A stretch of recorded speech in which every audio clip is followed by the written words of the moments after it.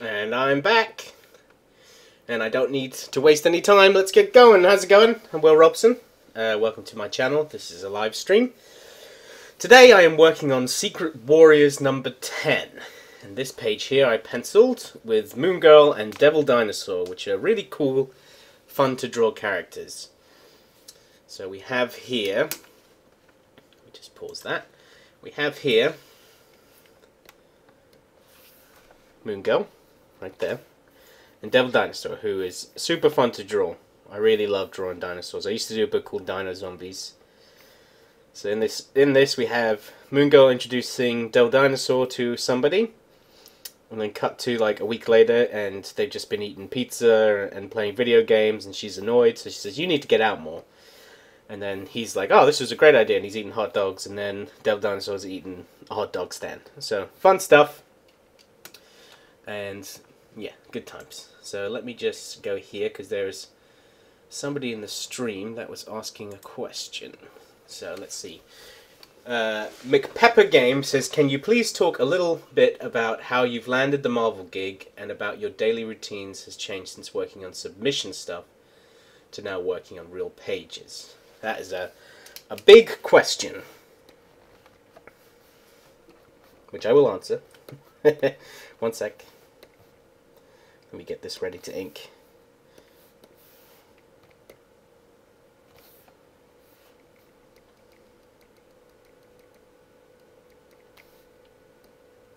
So let me look at this question again. So can you please talk a little about how you landed the Marvel gig? So I'll start with that. So how I landed the Marvel gig was I had been submitting work to a bunch of companies from 2013 to 2015.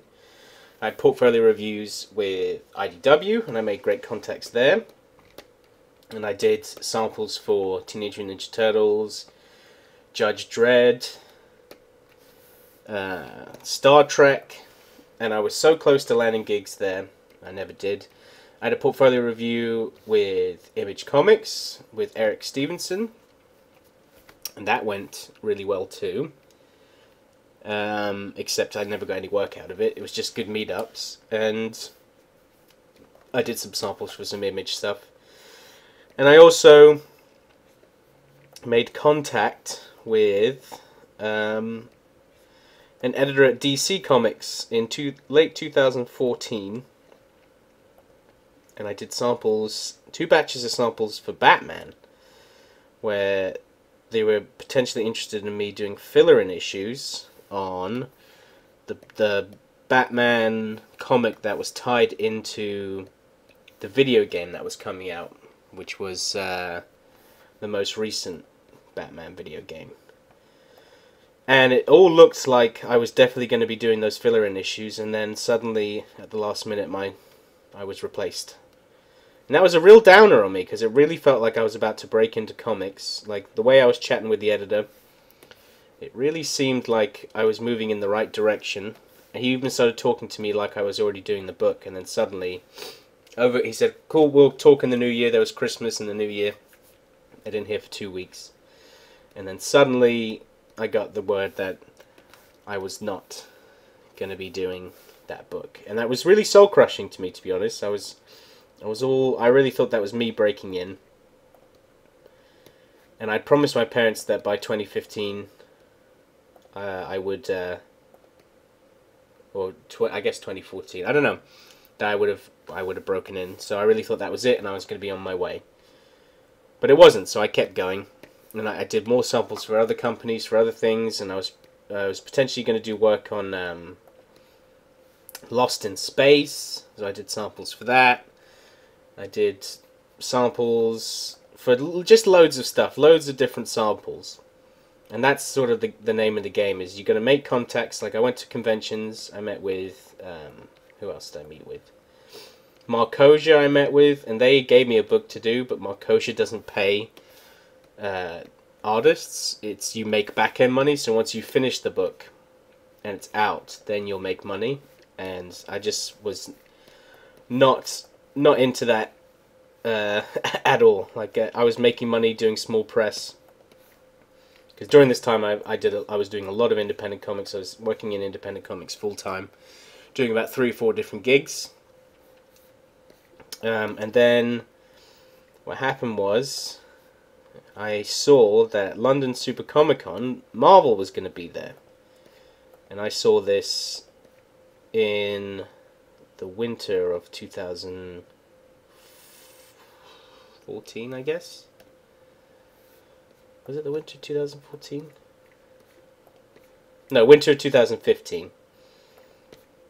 And so a year after the God, sorry, I'm trying to draw and talk at the same time. Yeah, a year after the Batman stuff. So what I did was I got together all of my independent work that I thought were the best pages. So I took the best pages from my independent comic work and I put them in my portfolio. I also sort of reworked them a bit so that they looked even better. Like, I remember there was one thing in it where my brother was like, I'm not sure about that hand there. So I went back in and I fixed this hand. And then I just did samples of pin-ups for Marvel characters. So I did a Spider-Man. I already had a Guardians of the Galaxy print, so I just put that in there. I had a pin-up of some of my own creator-owned work, the Leave None Alive stuff. That's how old it is now. And what else did I do a pin-up of? I feel like I did another Marvel thing. Oh, Star Wars. I did a pin-up of Darth Vader in Hoth. So I'm just sipping my double espresso. So I got all that together. I went to the convention. I handed in my portfolio. And they said, we'll call whoever gets a call back. If you don't get a call back, then Marvel doesn't want to meet with you. So I was... And that day, by the way, the house that me and my brother were living in got sold. So we had to leave that property. And on that weekend that I went to that convention, my now fiance was helping my brother move all of our stuff while I was going off chasing my dream. So I wasn't so super duper popular.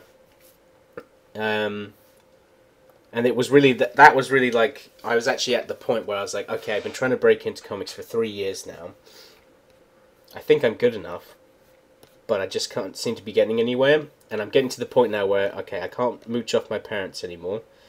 Sadly, my mum had passed away the year prior.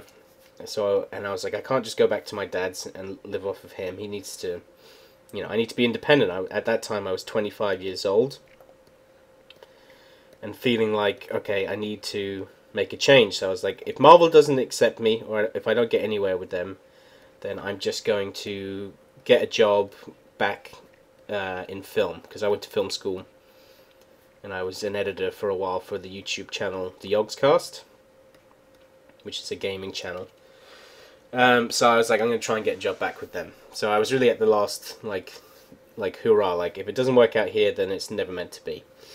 Luckily for me, I got the call back. I sat down with C.B. Sobolski, who, I think that was one of his last cons where he was the talent scout at Marvel, because now he's like the president or vice president of Marvel International. He's moved to, I think is it China or is it Korea? He doesn't live in America anymore.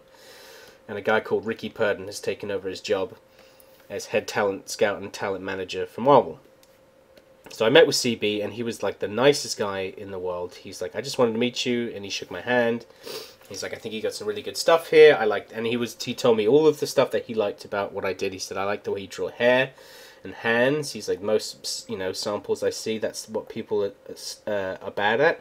And when he said hands, he pointed to the hand that I had just fixed the night before, because my brother was like, that hand looks weird. So props to my brother for seeing a weird hand and me fixing it, because him pointing it out, I just think that's really funny.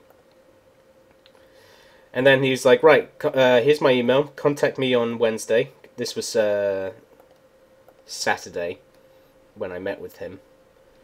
He's like, I'll introduce you to Ricky Purden, who was the other talent manager, and you guys can go from there. He'll send you a sample script, and you can, you know, do that and send it off. So I was like, okay, cool. So that was great. So I told like my family, oh my god, I got through to Marvel. This is amazing. And it was funny because there was a couple other people there that also got through to Marvel, and really like celebrating like they had the job, and I had done all the, you know, the Batman samples, the Teenage Mutant Ninja Turtles samples, and that built me up to not get my hopes up. I was like, okay, you've been through this before. Just because you've met with someone, they're going to give you a sample script does not mean that you're going to be working for Marvel Comics. It just means that they want to see what you can do. And if you can do it, it doesn't mean they're going to give you a job, because it just depends what's available at the time. So I was being very realistic about the whole thing. I was like, great, this is a good step, but it's not the final. This isn't it yet. So on that Wednesday, I was living temporarily at my grandmother's house for a month. She was off in Spain, so me and my now fiance lived in her house. I set up a studio in her home office because I had a bunch of stuff since I was moving, so I just like put some Turtles action figures in there on my computer. And I waited till Wednesday. Boy, howdy, was that a fucking long... Oh, excuse me. I swear. I apologise. That was a long week. Like, waiting till that Wednesday to send the email. But I emailed him on the Wednesday, and I waited because I knew that they're in New York, and I'm 5 hours ahead in the UK, so I waited till I knew that they were in the offices. Sent the email being like, hello, it was nice to meet you at the convention. Just doing the follow-up. And I got an email back in about 3 minutes, which was really awesome. So I'm glad I followed the right steps. And I got sent a Spider-Gwen script. And I was like, okay. And they're like, here, it's 5 pages long.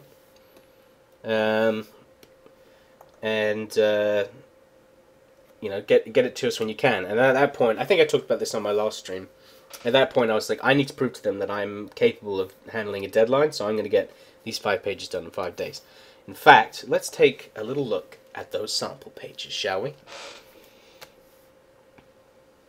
Let me open this in a different thing so I don't have any spoilers for upcoming Marvel Comics. So let's have a look here. I have no idea where these samples will be.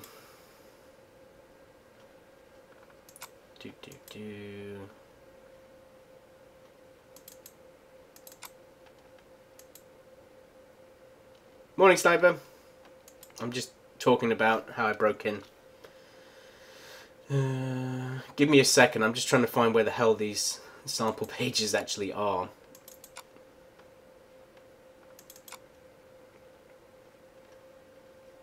Oh god.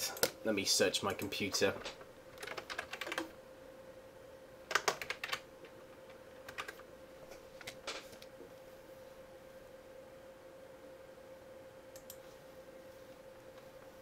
Marvel sample Spider-Gwen. Okay, here they are.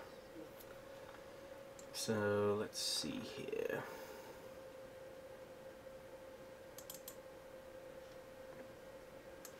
Let me bring this into here.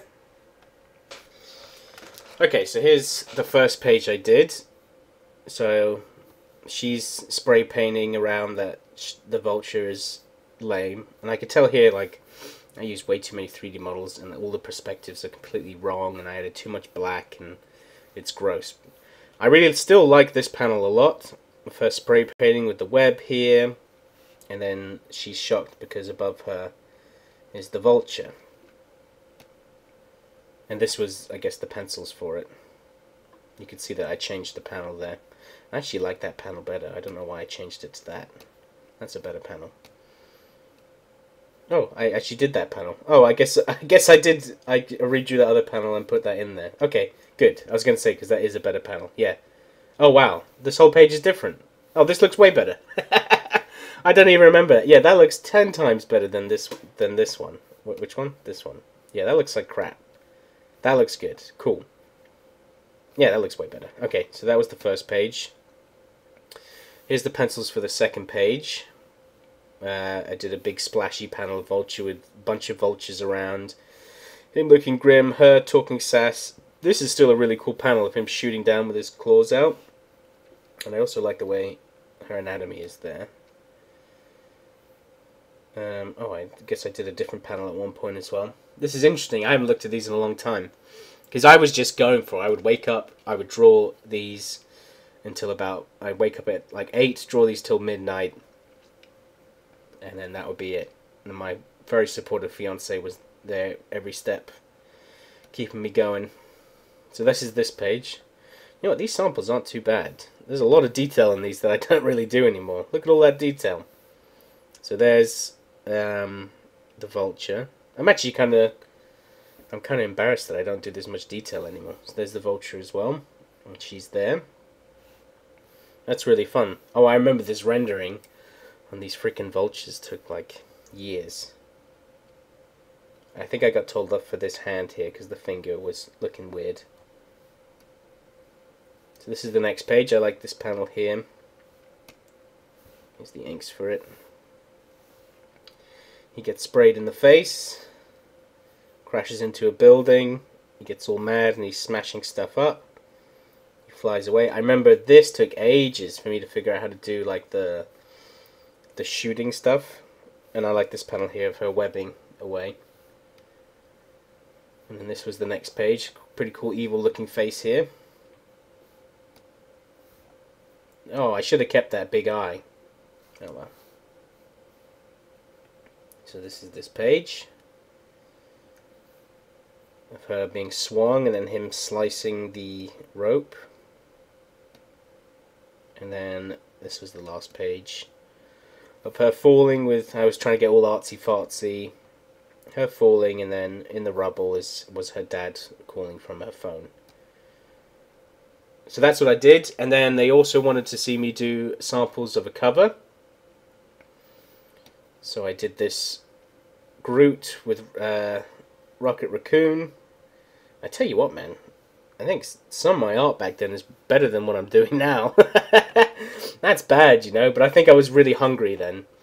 I was spending more time on stuff. Look at all this freaking foliage, Jesus.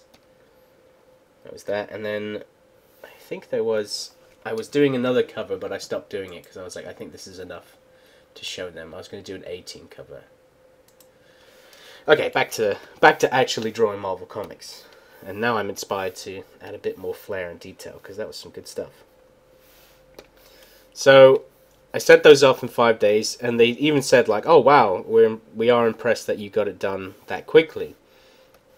Oh, the cover would be an awesome poster. Funny you say that. It is actually a poster, and you can buy it. If you catch me at a convention, I have turned that Groot into a poster.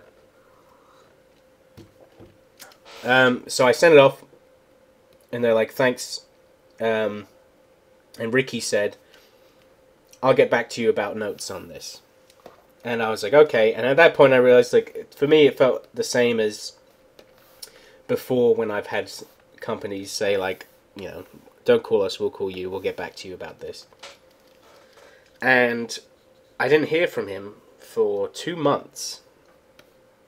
Was it 2 months? Or was it a month? I think it was a month and a half. And I was checking my email every day. I'd moved into my girlfriend's, at the time, who's now my fiance, I keep having to make that clear. I moved into her house because she was still at university. So I was living with 3 or 4 other girls. It was a good time. It was a good time, but I felt like, all right, I'm 25 going on 26. I need to get on with my life. Do I have a web store? Yes. If you go to robsonink.com, then there's a store with a bunch of original art and a bunch of other stuff. I don't think I sell my prints on there because they're hard to post, but I do sell my other stuff on there. But anyway, time went by, and I didn't hear from Ricky for about a month and a half. The moment I heard from, and I was checking my emails, like, you know, when you refresh your emails constantly. I was doing all of that, and when the time that I heard back, it's so ironic.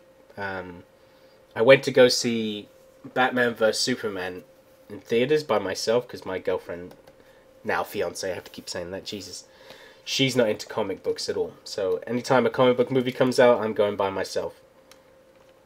And it's funny because at conventions they ask her all these like questions about comic stuff, and she's like, I don't know, I'm not into it. So I was in the theater, and you know how you can set, like on your email, you can set an alarm if someone important emails you. So I'm sitting there watching Batman vs Superman, and then suddenly in my pocket, my phone goes beep beep beep beep beep beep beep beep beep beep beep beep, and it was Ricky Purden, and I was like, oh crap! And it obviously took me completely out of the film. But I was watching the film, and he said, "Thanks, Will. This is good. You're in the system." And there was a bit of feedback, like, you need to work on this, that, and the other. And I was really gutted. I was like, crap. So that just means, like, you know, I mean, I don't know what I was expecting. It's not like Marvel's like, you're amazing, and here is a job. You're going to draw comics for us for the rest of your life. No, I don't know what to expect. But at that point, in that movie theater, it kind of hit me like, you need to move on with your life. You need to get a job.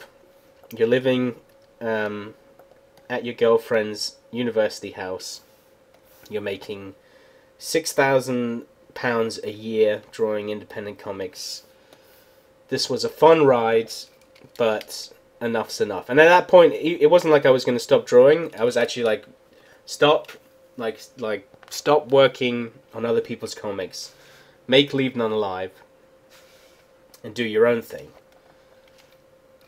And I was like, okay, that's what I'm going to do. And then it wasn't until about another month and a half later, when we were getting ready to move into my girlfriend's mum's house, and I was planning on being a bartender, that I woke up one morning to a random email from an editor called Jake Thomas. And the email said, the headline said on it, Star-Lord, ?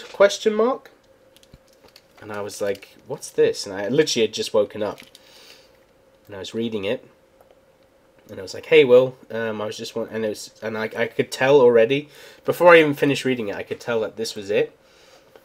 And I just started crying. Like I burst into tears, but they were tears of joy. Like I had been working so freaking hard to break in, you know, spending, and the amount of hours I've spent, like being up all night learning how to draw, and really dedicating my whole life to breaking into comics, like this silly dream. Like I knew that was the moment it finally happened. And I had a really tough year. Like I had lost my mum to cancer, and a bunch of other horrible stuff was going on in my life. I wasn't making any money, and it didn't seem like I was going anywhere. So it was such a nice break, not only for me, but for the rest of my family, that things were finally looking up for us, because we've had so many bad times, and it was great to finally realize that good times were ahead. Anyway, that was some real serious talk, which I don't usually do, but there you go. So they offered me 15 pages to fill in on Star-Lord's issue 8, I believe, or issue 7. I should probably remember what it was. To fill in for an artist called Javier Garren. And the cool thing about that was I was, of course, like, yes, I'll definitely do that.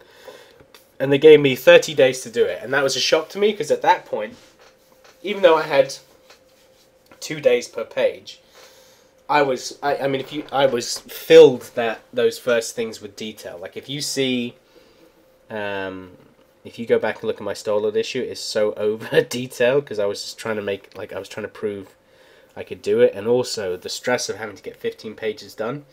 Oh my goodness, I thought I couldn't handle it. Luckily, I got everything done in time and handed in, but man, I was working so hard. There was one page I did, if you go back and look at it,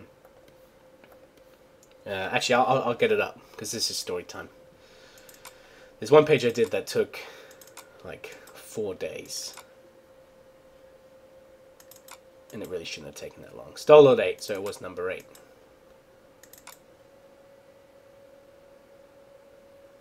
Which page is it? It's this page, isn't it? Yeah, this is still one of my favorite pages I've ever done. This page took 4 days. I still think that this is the best panel I've ever inked. I think the inks here are really good. My inks were a lot thinner back then. Yeah, this looks awesome. It's funny going back and looking at all that. And then we got Kitty Pryde here with a big smile. And then, oh my goodness, the hair on this freaking gorilla. I just ended up drawing basically King Kong kicking over this thing, saving Star-Lord. And here he says Ooga Chaga. And like I love Guardians of the Galaxy. It's my favorite Marvel film, so having this be the first project to work on was awesome. So I did that project, and they said, thank you very much, here's your money, peace out, Cub Scout. And what I did with that money was, my fiance had just finished university. She has a family villa in Turkey, so I said, let's take this money and let's go on holiday, which we did.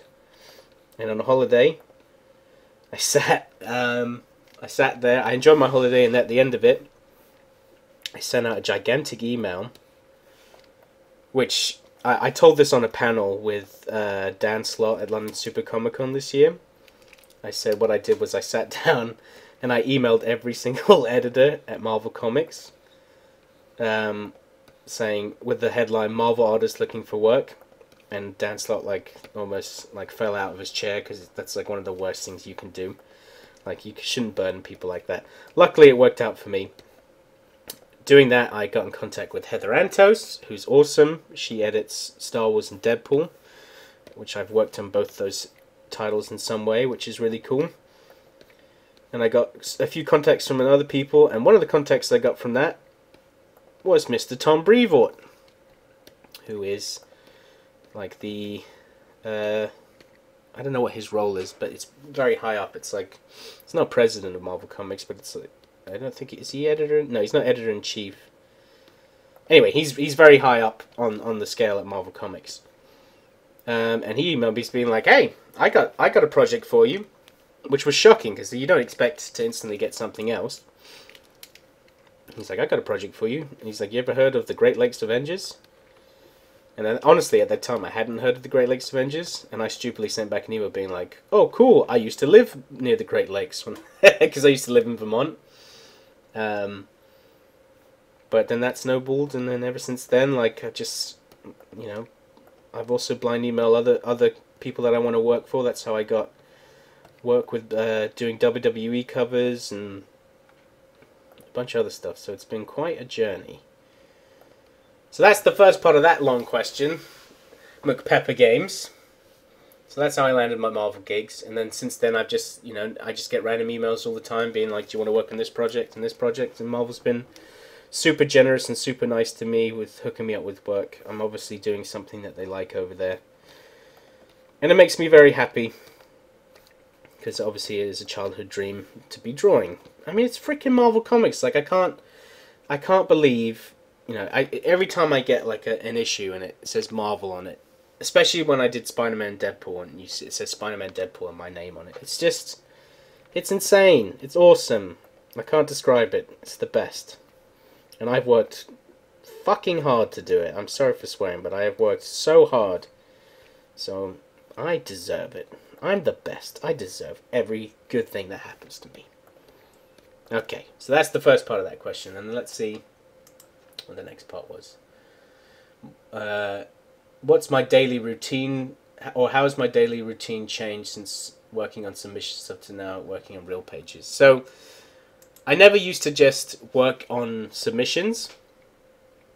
What I did was I would be working on all my independent comics that I had to draw, that I was assigned to, and then I would contact people, and if they wanted submissions, then I would switch focus to doing those 3 or 5 page samples.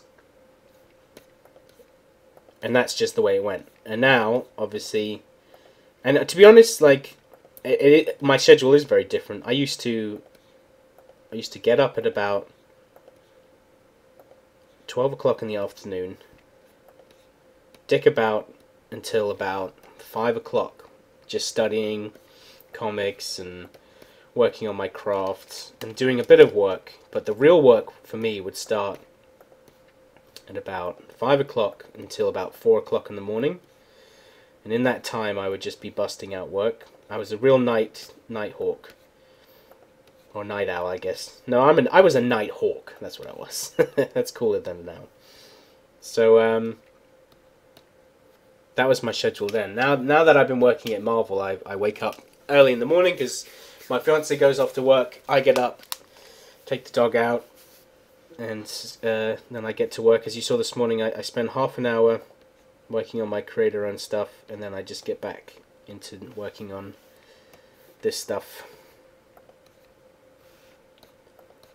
And I work very hard. I work from 9 o'clock in the morning to 6 o'clock at night, and then I take the weekends off. But sometimes, depending on a deadline, I have to work weekends, and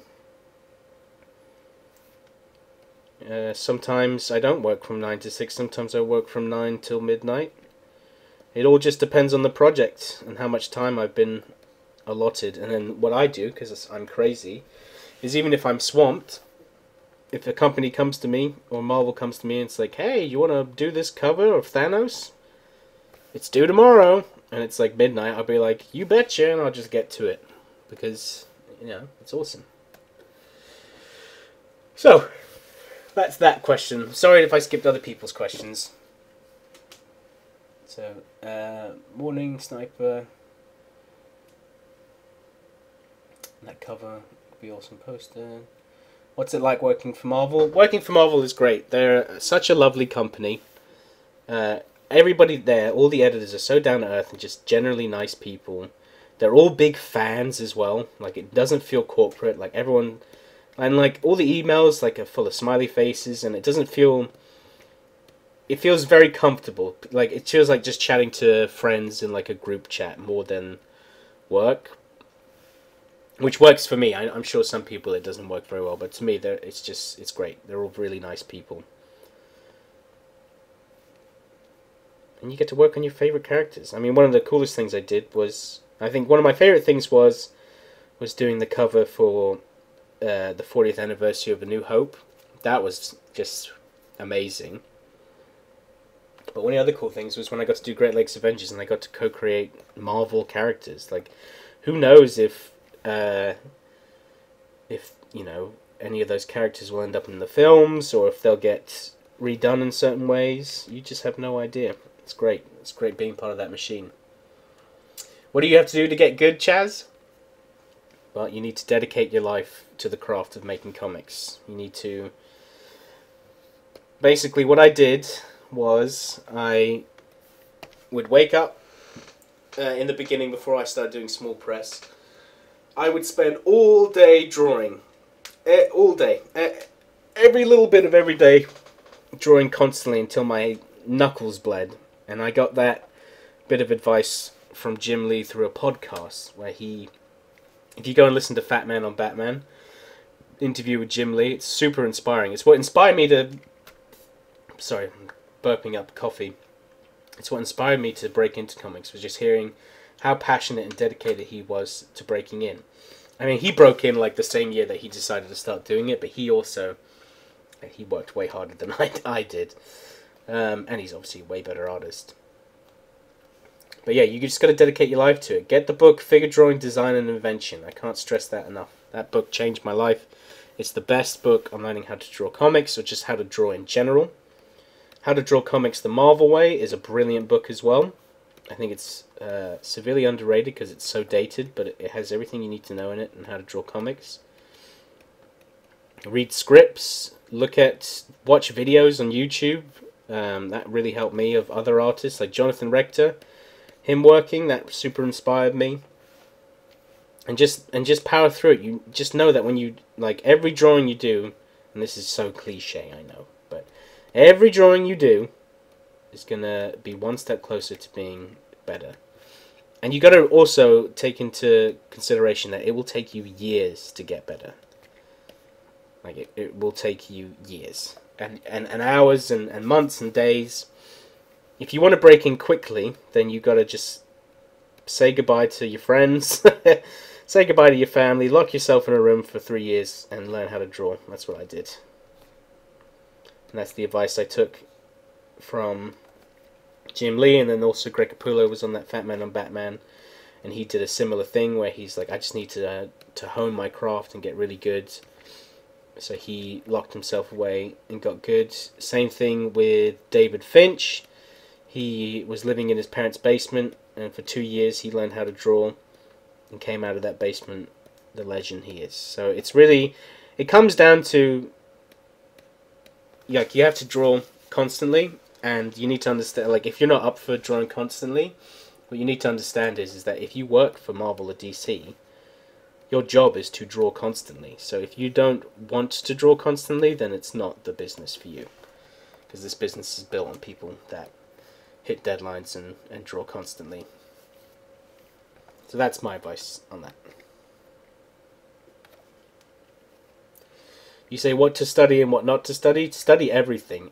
It works for like different stuff works for different people. I never found studying from life helpful at all, because I knew I wanted to be cartoony as hell. So I would study my favorite artists: Capullo, Jim Lee, J. Scott Campbell, John Romita Jr. Like, the people that super inspired me were the people that I was studying, and that's what made me better. And then sometimes if I was on the train, I would just look at people's clothes to understand folds and clothes and stuff like that. But yeah. Ooh, let me just yawn for a second. Ooh. Okay. Have I ever met Stan Lee? I was in the same toilet as him, and I weed next to him. That's my Stan Lee interaction at New York Comic Con 2012.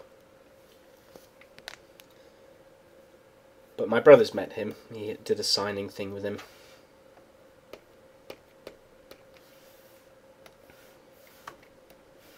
Phew, I feel like I've just been chatting up a storm. Thanks for the great questions, guys. Keep them coming.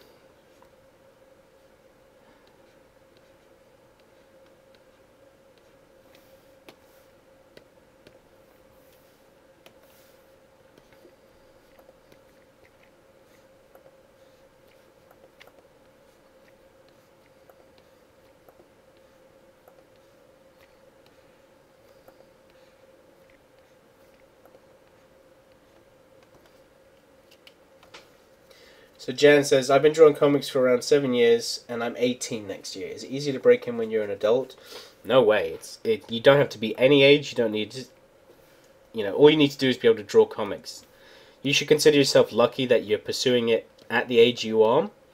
Because I want to break into comics when I was 23. So you've got 5 years on me, and I didn't break in until I was 25. So it took me 2 or 3 years to break in. Yeah, I broke in when I was 25, but I was turning 26 in a month. So yeah, it took 3 years. Chaz asks, how to get past drawing perspective? What do you mean get past it? If you mean getting better, I tell you what helped me was in this program, Clip Studio. There's a ruler, which is a perspective ruler, right? I just made a 1 point perspective. There's 1 point, and then that's 2 point, and then if I wanted to go, there's 3 point. And just drawing with those perspective rulers actually generally helped me understand perspective a bit better.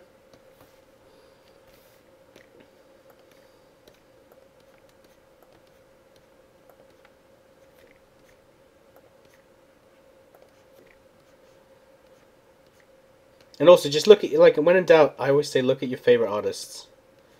See the way they do it.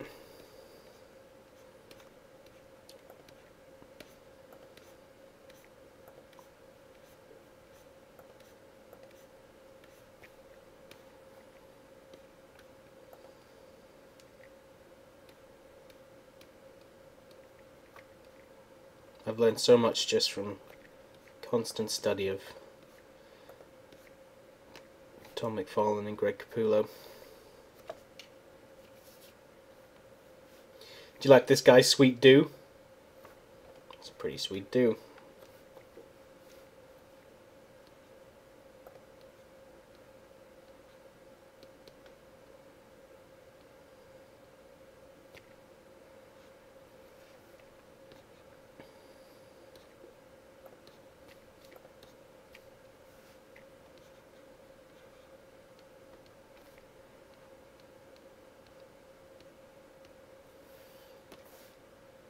Actually, I'm not supposed to make his eyebrows black. I kind of want to, though. I like having everybody with black eyebrows. So you know what? He's got black eyebrows now. I feel like every eyebrow should be black, even if you have... I mean, he's got ginger hair, but... Shining Light says, really, that's what's most helpful if I turn off everything around me. Yep, definitely.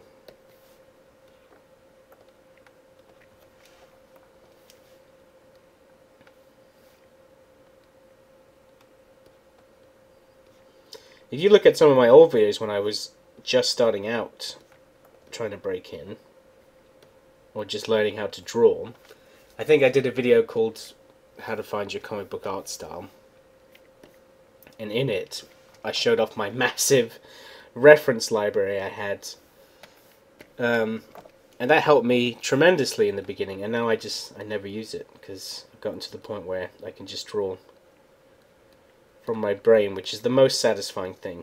Like, honestly, when you get to this point when you can just sit here and go, la la la la, I'm drawing comics, it's the best. It's such a satisfying feeling. Because everyone craves that, right? You want to sit down and draw a cool picture of Batman. And then when you finally do it, you're like, well, I've done it. I can die now. Die happy. Look at this cool picture of Batman. That being said, though, I'm definitely my worst critic, and I hate most of the stuff that I draw.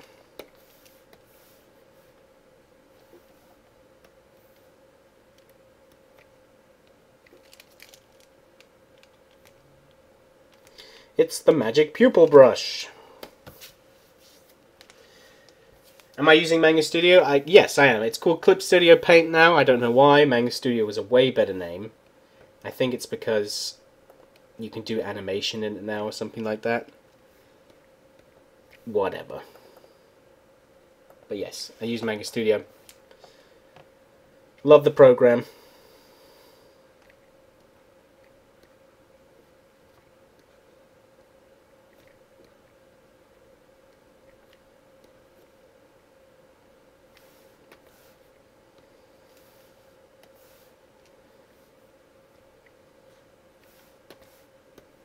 Whoop. Chief says, I'm gonna show my portfolio at Comic-Con on November to break in. Wish me luck. Nice. What companies are there? Oh, 2000 AD, by the way, was another company I showed my stuff to a lot. They didn't like my stuff at all. They're like, it's too American looking cartoons. We like grit here.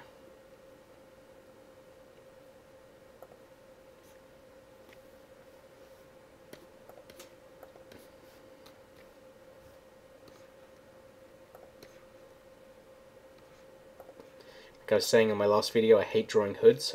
My brain doesn't understand how to draw them, so this is what you get.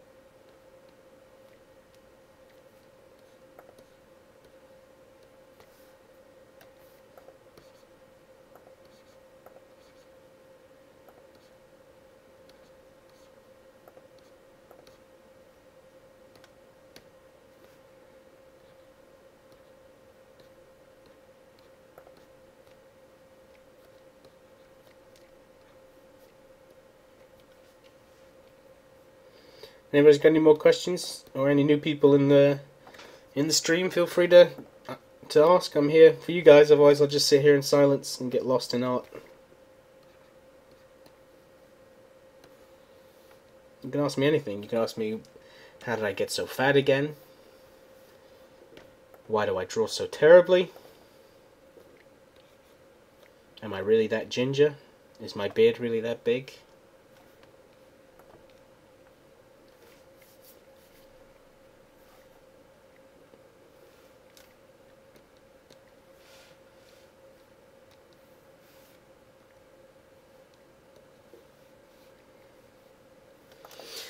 McPepper Game says, I know you probably can't talk about exact numbers, but can you tell a little bit about what comics artists can make regarding money, please? Yeah, I cannot tell you exact numbers, but I can tell you that independently, in small press, I was making anywhere from £6,000 to £8,000 a year.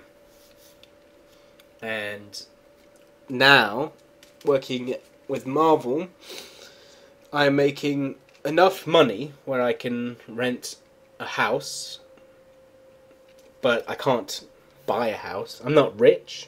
I'm not poor. I'm just living. You can make a living wage. Can I support a family off what I'm making? If I really stretched, I could. But my taxes are awful. And also living in England, all of the payment from Marvel gets translated into pounds, so I technically make way less money. Like, I got paid for a job the other day, and it was like an £800 difference from the number in dollars to pounds, so that really sucks. Especially when your taxes want you to pay 40%, which sucks as well. So, it's not great. But that being said, I'm on the base salary that you can make. There's other people in the business that they get paid more per page because they've been working professionals for so long. There's people that work full-time at Marvel, because I don't work full-time. I'm technically a freelance artist. That's why I work doing stuff on WWE covers, and I've done stuff with IDW, and I'm doing stuff with Image. Like, I'm still a freelance artist. And then there's people that if a book sells, I think it's if a book sells over 50,000 copies, then you get a royalty off of it. Which I've never been able to do, sadly. None of my books have ever sold over 50,000 copies. I'm useless. So a lot of people working on the big books that sell in the hundreds of thousands, they make a nice chunk of change every month on royalties. And then you have those crazy Image cats where they make pretty much, I think in the end they probably make 95% of the profits off of all of their books. So Robert Kirkman, who sells over 100,000 copies of a $3 book, makes $300,000 a month. I know 100,000 of that goes to his artist, so his artist makes over $1 million a year drawing a comic. So there you go. It just depends. If you want to work in corporate comics, you're going to make less money. But unless you have royalties and your book's super popular, that's different. But that's the exciting thing, is that the amount you can make really ranges. And trust me, coming from indie where I was making 6 to 8 a year, I am more than happy with what the Marvel pay is. Do I think it could be better? Of course, I work really hard, and some days I think I deserve more than what I get. But Marvel is a great company to work with. You can only draw their characters at that company. And they've really helped my career in exposing me to different fans and stuff like that. So there you go. I'm sure online somewhere there's like a list that shows that someone's given away all the secrets of what companies pay.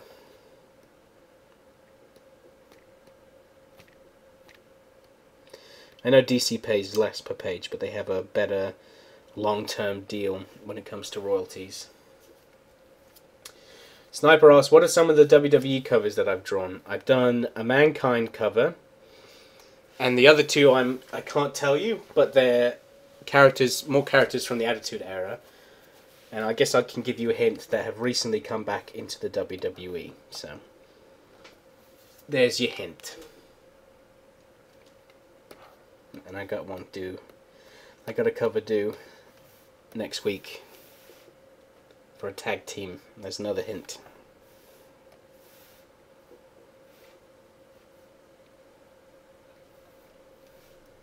Let's draw this big old dinosaur, shall we?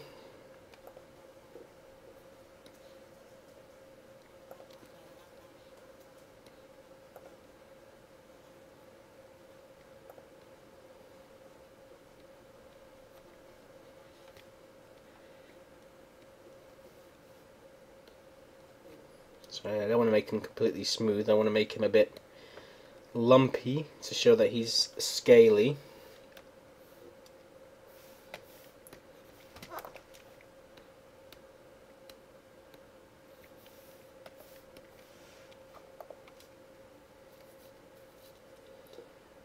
Do I have any free time? If yes, what I do? I've made it so I do have free time. Like, before when I worked, I would just take a lot of breaks. And I would take long lunches. But now I just get to it. I get to drawing. But I do have free time from about 6 to 10 o'clock at night is my free time. During the week. And I take the weekends off now, which is awesome. Because the other thing is that when I started out, I was really slow. And now I've gotten a lot faster. So I have more time because of how quick I've gotten. And what I do in my free time is I bought a Nintendo Switch just so that when I sit with my fiance at night and we watch TV, if I wanted to play a cheeky bit of Zelda or a cheeky bit of NBA, I could do that. I also love basketball. I watch the season. I drink lots of beer and whiskey. I'm a big fan of cocktails and alcohol in general. And then on the weekends I'll go out and see friends and family and stuff like that. Like before I would just work constantly and no one would ever see me. But it does get easier. You do learn how fast you can be. And a lot of it's not just about being like fast, it's just dedication as well. There's plenty of days where before I was like, you know what, I'm not going to work today because I'm just been working too much. And the problem with that was I wasn't making my work fun. I would just rush through pencils because I thought, oh, I just penciled a page in 30 minutes. So let's get to inks. But when I get to inks, the pencils are not ready to ink. And then I loathe my way through it and I hated it. So now I don't move on until I've actually enjoyed the pencil stage and it looks fun to ink. I'm like, if I look at something I'm like, that doesn't look fun to ink, then I'll get rid of it. Because it's way more fun to do something that's fun to ink, and obviously it turns out to be better. Yeah, the secret WWE ones are unannounced. How to draw character poses from mammary and camera angles is the hardest. Yeah, mammaries are very, very difficult. Now, it takes time to learn how to do stuff from memory, that's for sure. But you will. You just gotta do it.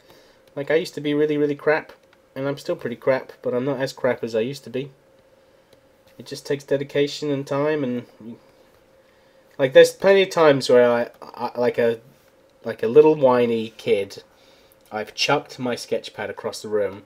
I don't know how to draw thumbs. I can't figure it out how to draw thumbs. And I get so mad that I would like rip pages up and have a proper fit. But I haven't done that in a long time.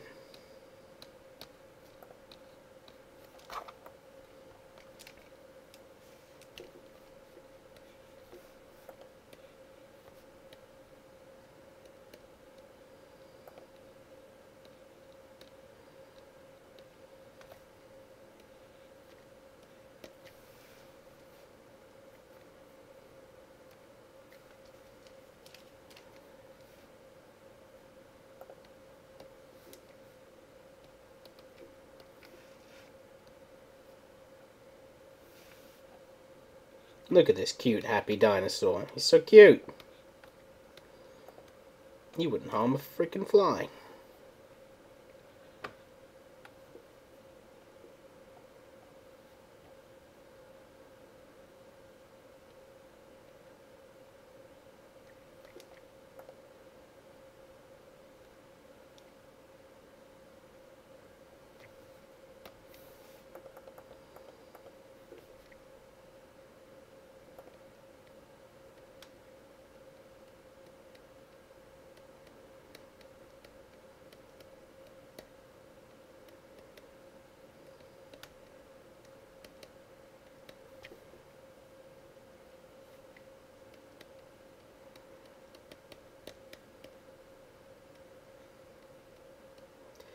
Key to doing stuff like scales is just variation. I used to just draw like every single scale and it would just all get washed out.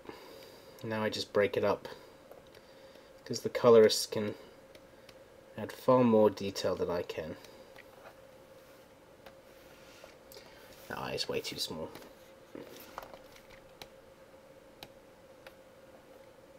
Where should it be? Should it be here?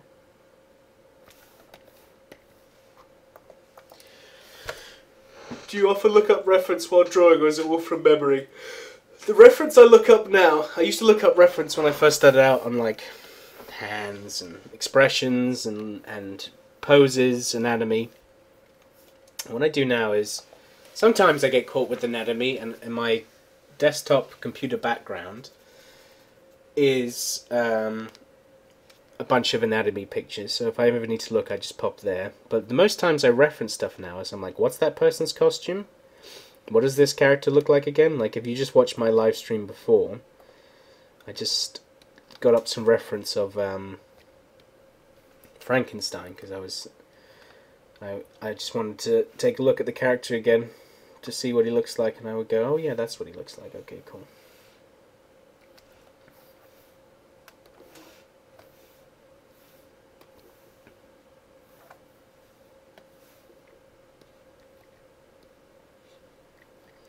So Devil Dinosaur, he's got all these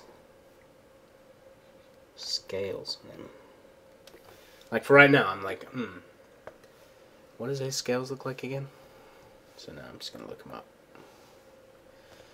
Devil Dinosaur Marvel.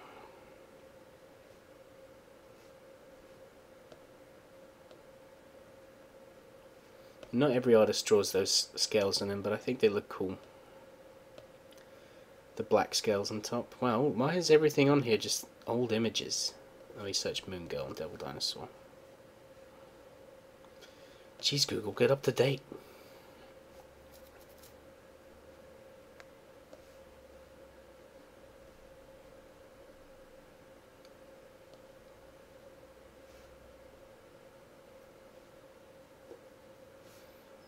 Cool.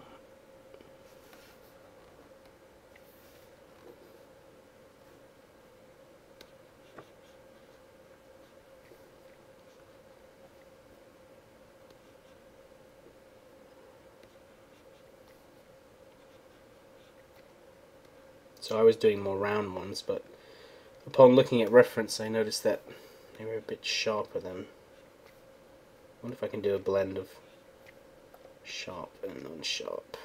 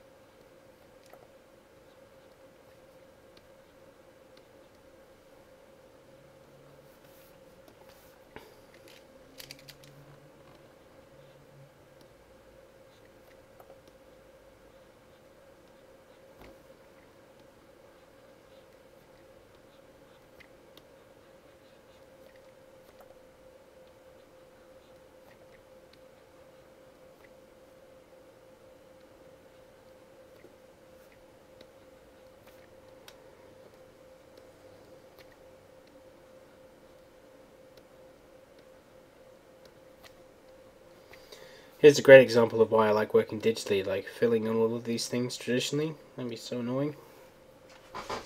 Just being able to hop in here and do it like this, it's great.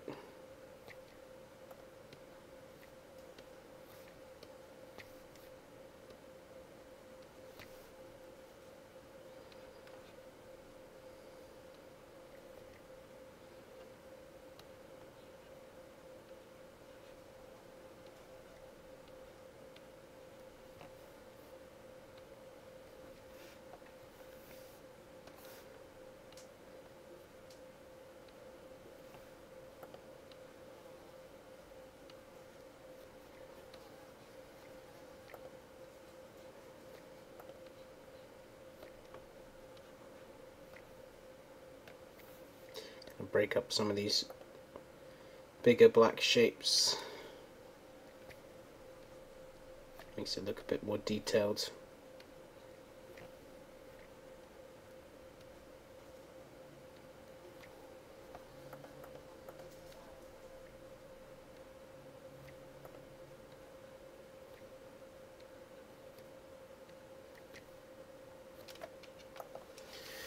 Are you working with a writer on your creator-owned book, or is it a project you are doing 100% by yourself? And where are you planning to pitch it? I'm working with my brother, who's a really, really good writer, and he's trying to break into the business as a comic book writer, as am I.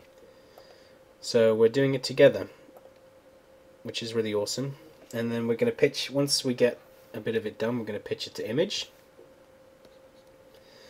And once we've pitched it to Image, if they say yes, then great. If they say no, we're going to pitch it to IDW. If they say no, we're going to pitch it to a few other companies. And if they all say no, then we're going to just make it ourselves through Kickstarter and stuff.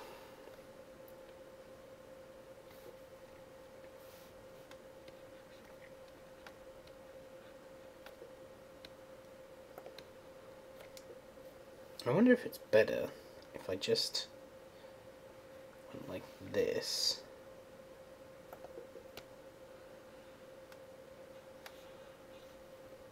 Oops.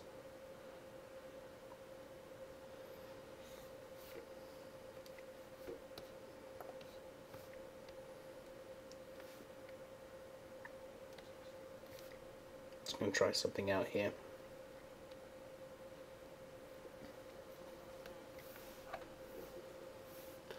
I just did this and then I broke up the shapes.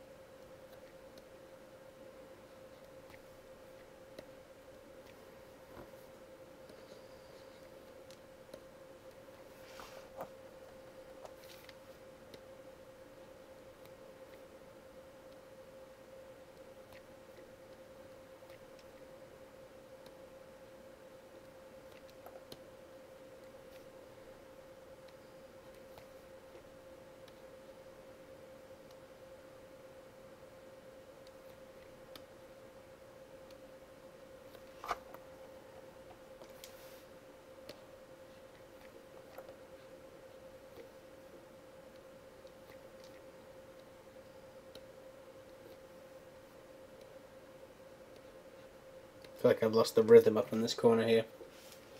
How do you fit everything in a comic panel if you're drawing with paper and pencil? How do you fit everything in a panel? You draw the panels. Well, first you should get a separate piece of paper and lay it all out. You know how I have these layouts here. Do that first, and then decide if everything works. Then take a regular page and then draw your panels in, like the actual panel, and then pencil it out. It ain't rocket science.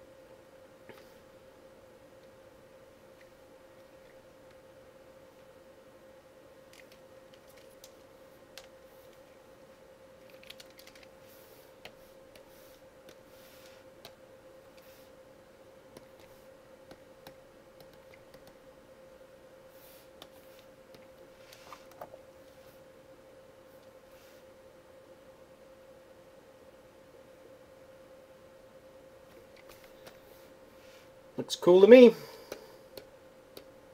Looks very jazzy.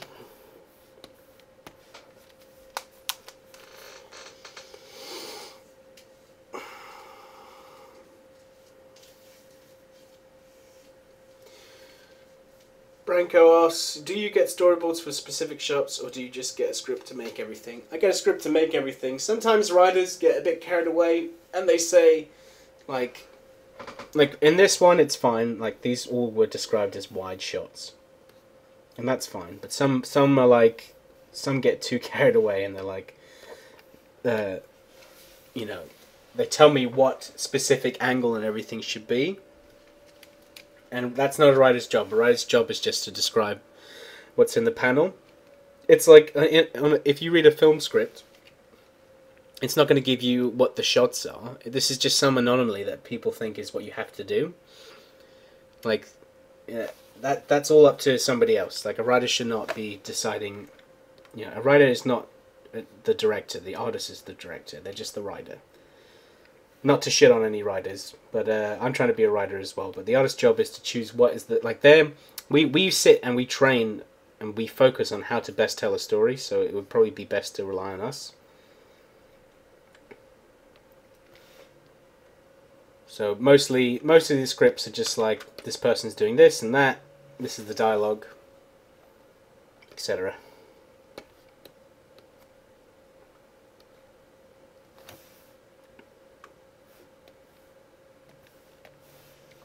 I think some artists feel like they need to put that in because they may think that the artist that they're working with is not capable of deciding those decisions, but really, I would say more than 90% of artists are very capable of deciding what's the best shot.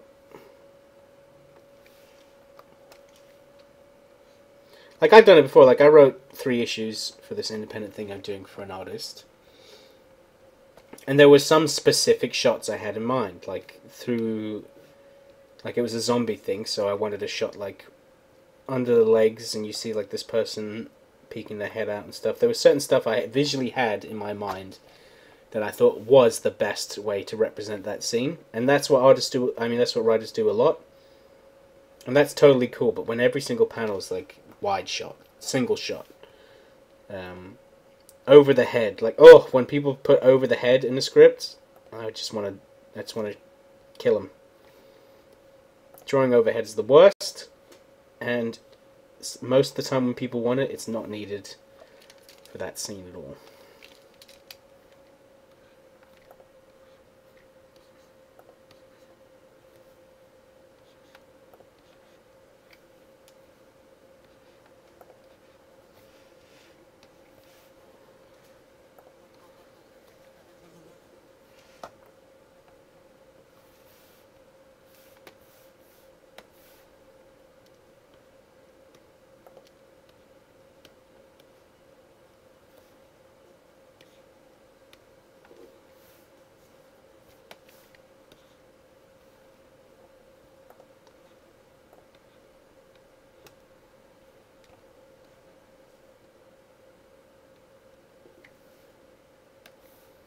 I'm not sure how I want to draw Devil Dinosaur's pupil. Seems like everyone draws it in their own way.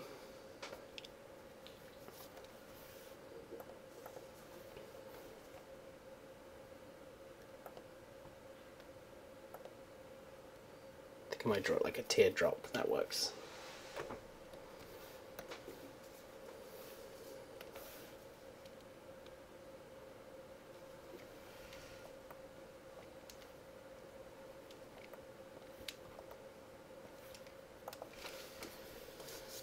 Alright, I'm going to take a bit of a break.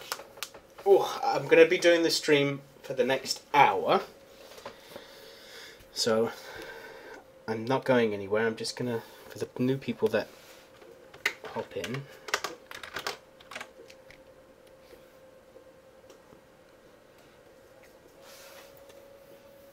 I'm just going to BRB.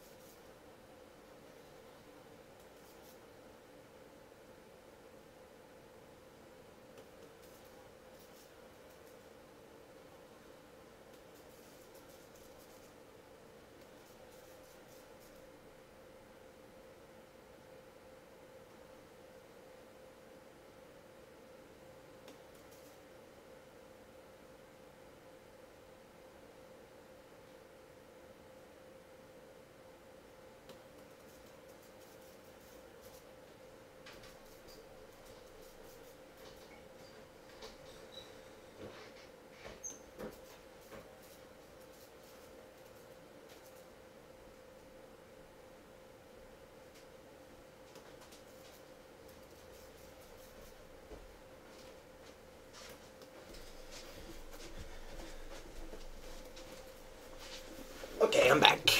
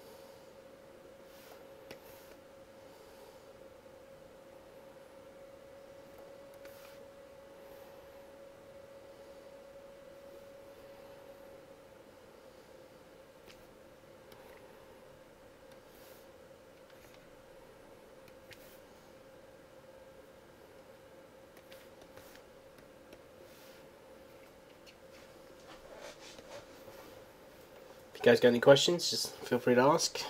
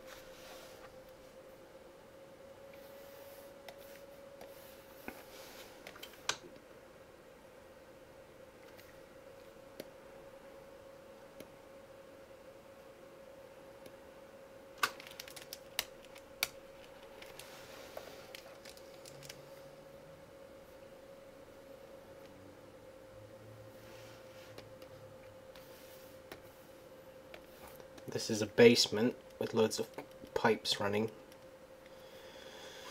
And there's a pretty easy way to do pipes. I like to use this tool.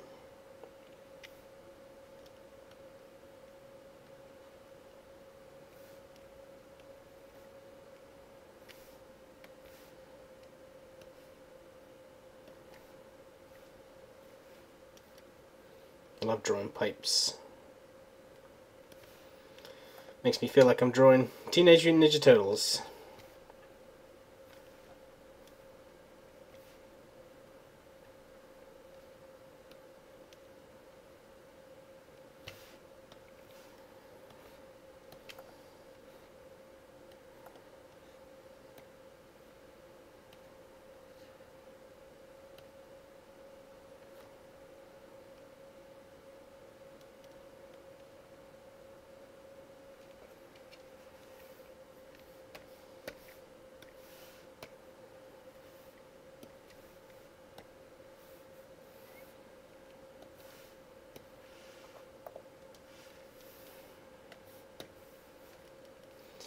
I do like to put a lot of detail into my backgrounds most of the time. I think background work is really cool. Branko's asking, what is my favourite character to draw?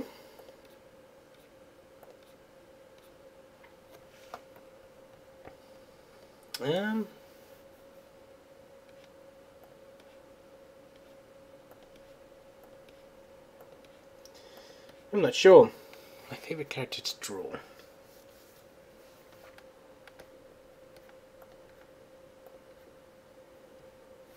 I really like drawing Deadpool. I get a lot of requests to draw Deadpool at conventions. I got to draw Deadpool in Great Lakes Avengers and in Spider-Man and Deadpool. And that was all really good fun.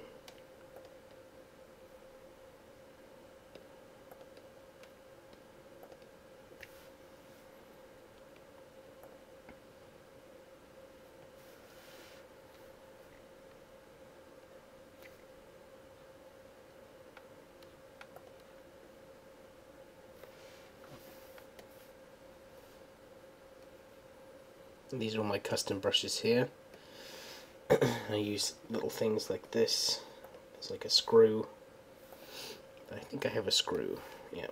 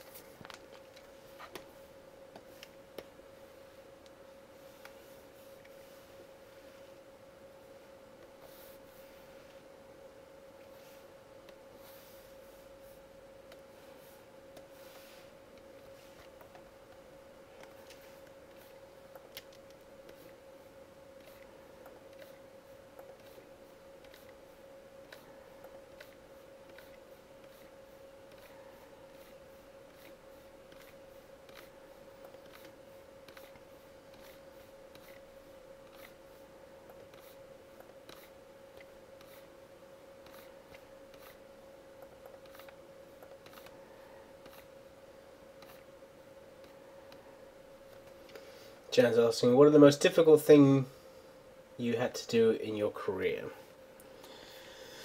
I think the most difficult thing was to try and get everyone else on board that I was going to dedicate my life to doing this career. Other difficult things are when I have to turn down gigs that I want to do because I just don't have time for it. And other difficult things was having to cancel all the small press books that I was working on at the time because obviously I had broken into Marvel, so I had to tell a bunch of people, good people, that I wasn't going to be able to work on their books anymore.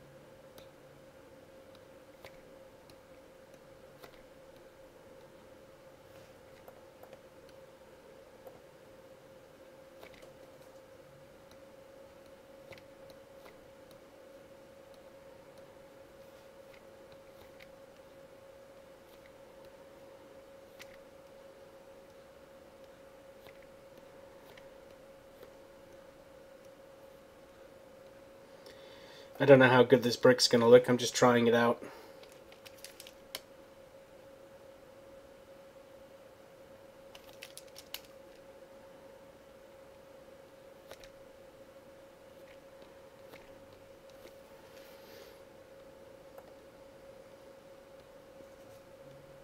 I think instead of solid black I might add a fade.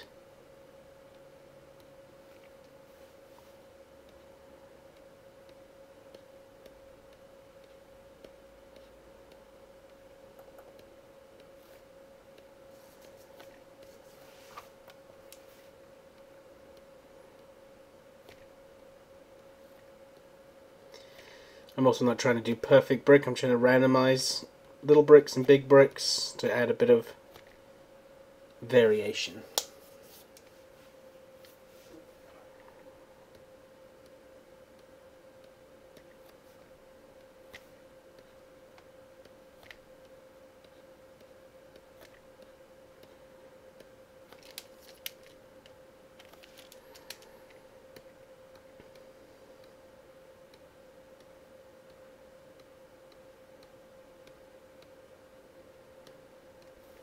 I may not make this, because what I plan to do is turn this black afterwards, like this.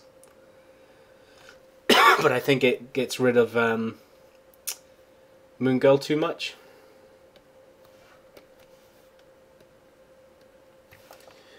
Rachel asks, what would you recommend an artist who wants to get into doing comic book? Like, how would they go about getting deals with big companies like Marvel and DC? I'm really interested as an artist myself. You got to try and find conventions that they're attending, and you got to get portfolio reviews by them. You got to build contacts. Post your stuff on Twitter with hashtags and things, because editors and stuff, they do look at that. Post your content online. Just use social media as your weapon, because it can really help. Like the contact I made with DC is all because on Twitter I was posting a bunch of stuff, and one of my friends retweeted it, and a DC editor was following that guy who retweeted it, and he saw my stuff, he started following me, and I made a connection there. So it's all things are possible, and it's all random.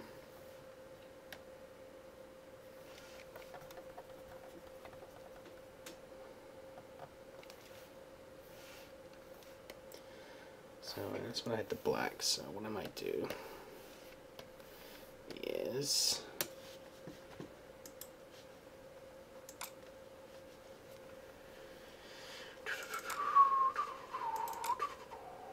I have this big cross-hatching thing here, which I like to use sometimes. You draw it once, folks, you never have to draw it again. That's my motto. What I might do is this.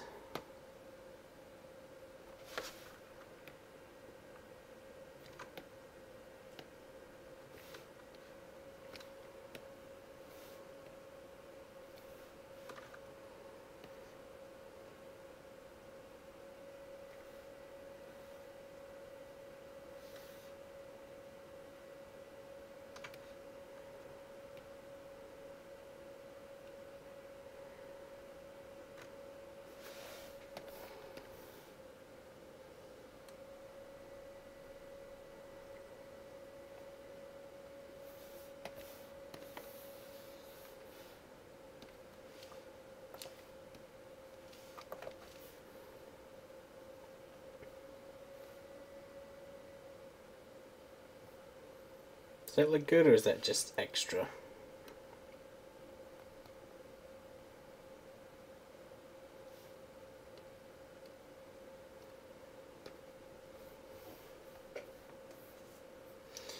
No, I think that looks pretty cool. What do you guys think? Do you think that looks cool?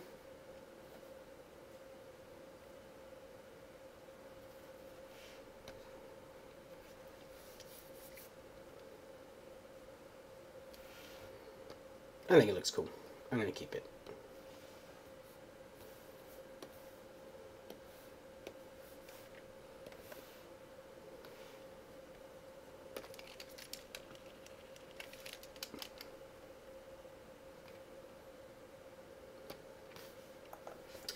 So Andreas asks, can you say something about how to train? Right now I have a million books in every format known to man, but I need to structure for the approximately 1 to 2 hours of drawing I can squeeze out of an all day. Well, first of all, you should triple that 1 to 2 hours to at least 3 to 6 hours, I would say. And then after that, you just gotta study on what you think is your weaknesses, I guess. I recommend learning form first, human anatomy and form. They're the big things. I mean, form is the key. If you need to work on drawing cylinders, like Pepsi cans and stuff like that, in any perspective, and have it look good. You can also do it like that.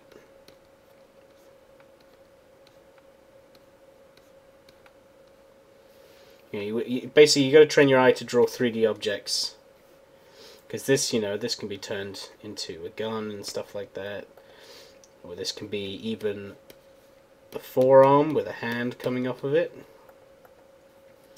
So that's one thing, and then you got to learn how to draw boxes in any perspective, because this box right here can be a human face. See? So that's one other thing. What else is there? The cones.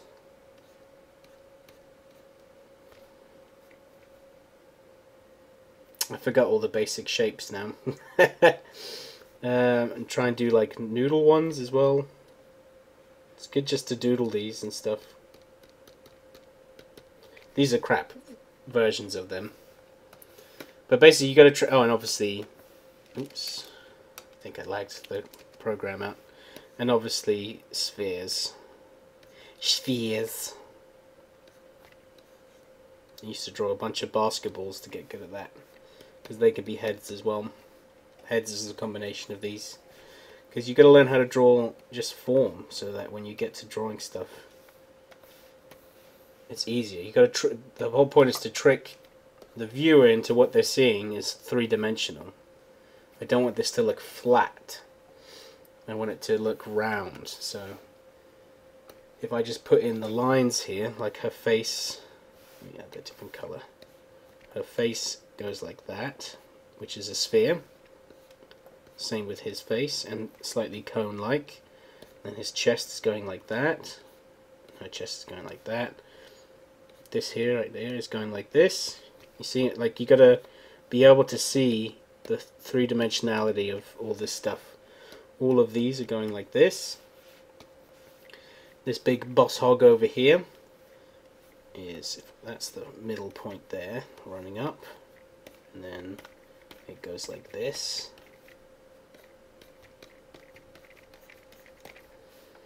So you got to figure out how to draw in 3 dimensions. That's the key. Once you realize that, you'll change the way you draw it. Because I remember when I used to draw, I used to be like, I need to draw an eye. So I'd be like, okay.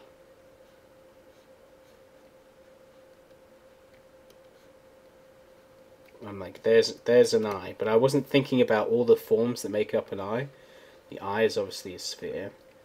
And then around the eye is the eyelid, which is kind of like a flat square. And then around the bottom eyelid, it's another flat square. And as you can see, I'm drawing. When I draw, I'm thinking about everything as a three-dimensional object. I mean, I'm at the point now I can just do it like this, but this, so here, that's a circle like that. That's how colorists work and shade and stuff like that. It's all planes, different planes of the face, and I'm no expert at it. There's certainly stuff that I still forget about when it comes to form, but hopefully that helps.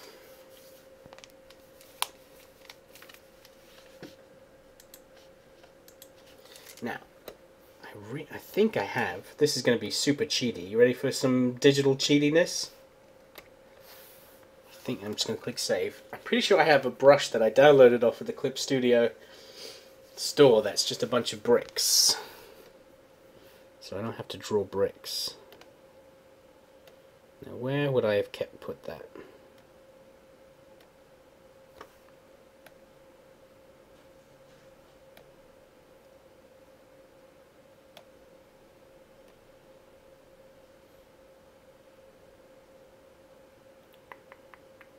It's under extra. Oh, it's going to be under artificial. I don't use a ton of these things I've done. There it is. I don't use a ton of these things I downloaded, but when I use them, they certainly are helpful.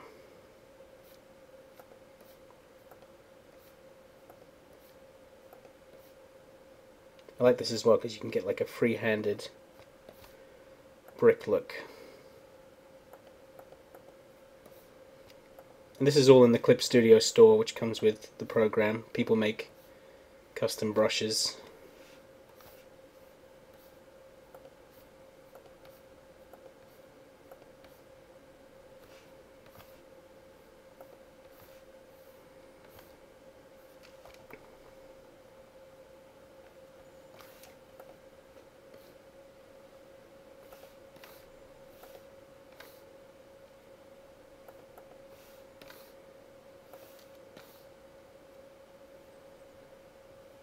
Actually, those bricks are too small. I need bigger bricks.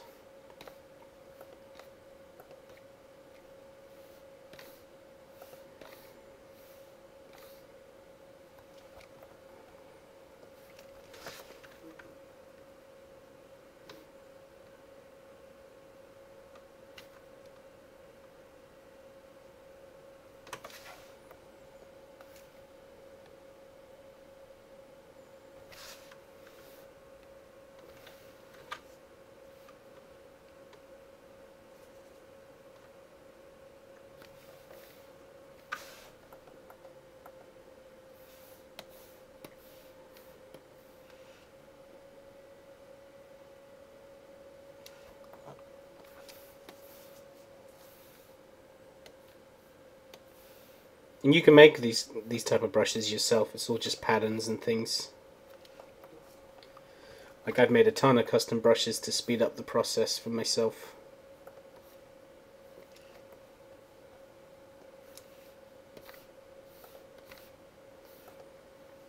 I should probably put a ruler on to make those straight. Yeah, let's start that again. What I need to do is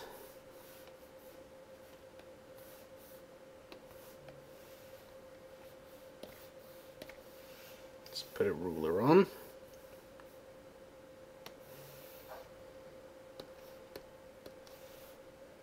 And now they'll all be straight.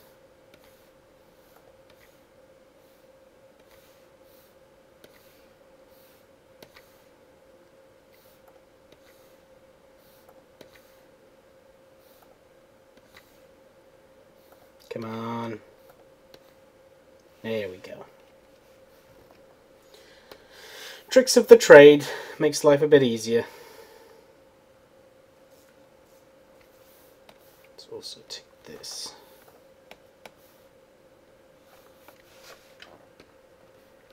Where's my pipes?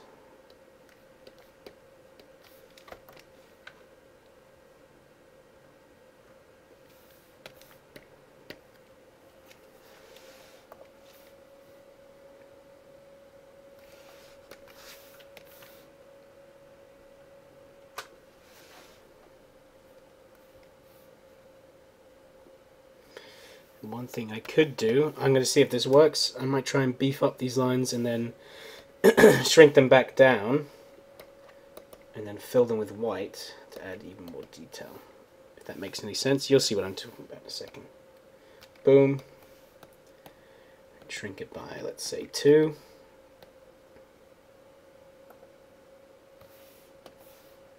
The white. And that pushes it back. It pushes it a bit back into the background. And I tell you what I'm going to do as well.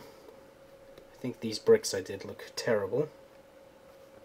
So I'm going to copy that. I'm going to paste that. Get rid of that.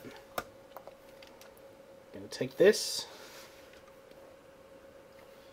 Oh, even though it's not fully done. See if I can get away with it anyway.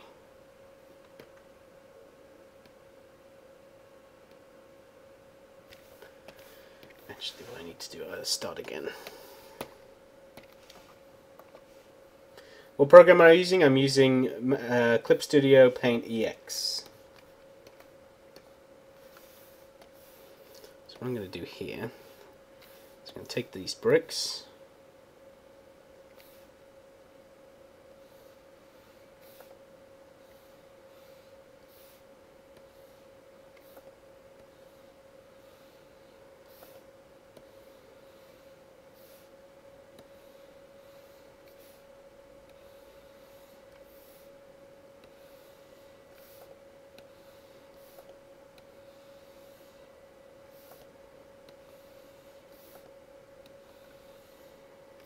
Come on. There we go. Right, now I've got these bricks. Bring them up here. Transform them. Transformers.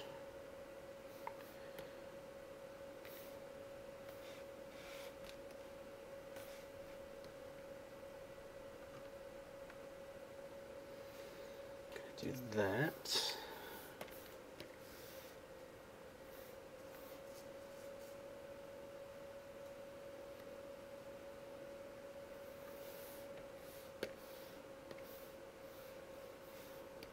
I'm going to mesh transform. Just try and make them look a bit more curved.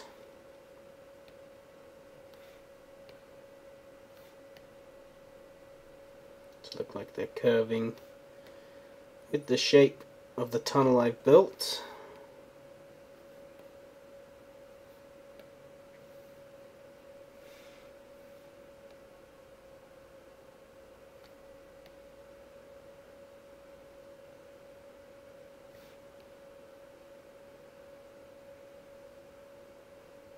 Looks good.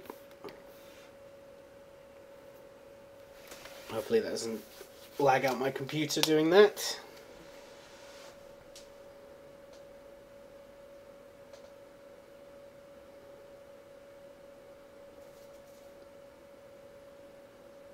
Oh, I gotta be careful. Sometimes my computer's not happy when I do big stuff like this. I just gotta let it load. Come on, Mr. Computer, you can do it. I believe in you. You can do it, Mr. Computer.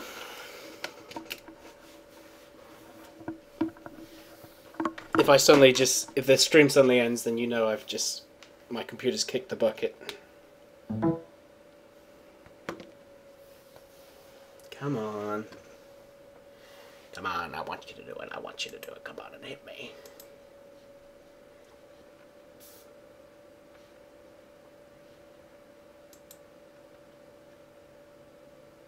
Am I still live, or is my computer kicked the bucket? Just gotta wait. Just gotta wait.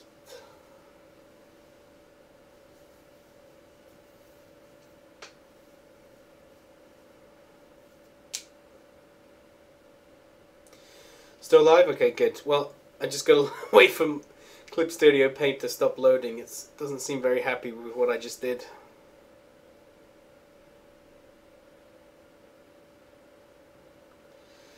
Some graffiti on the wall? I think I could get away with some graffiti. They might tell me to remove it because I don't think that there's any graffiti in there, but I'll do that. I'll make some McPepper game graffiti.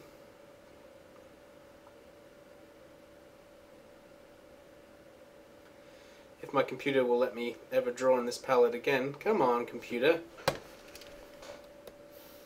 Wakey wakey. Uh-oh. We got a ring.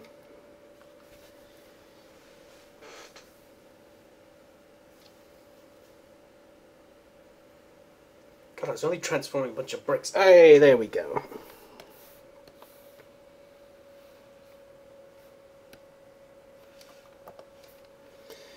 I will put your name in graffiti, but you have to promise me that you'll buy a copy of Secret Warriors 10. That's the deal. Okay?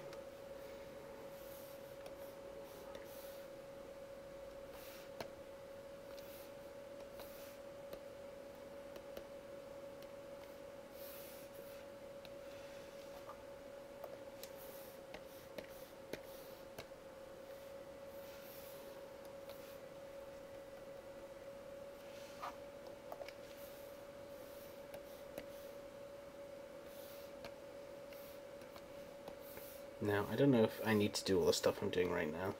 I don't know if this looks better or worse. In fact, it looks worse.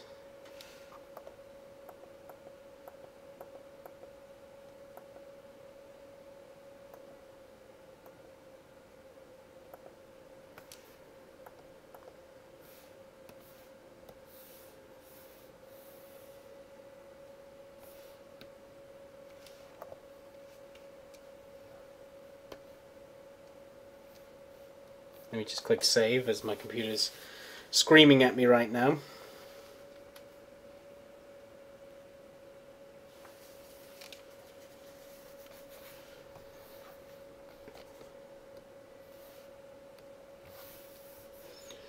Okay.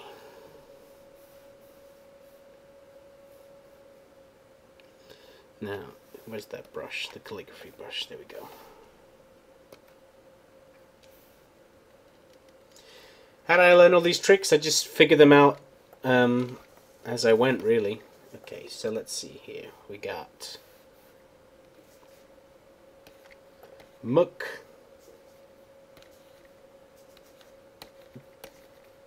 Pepper,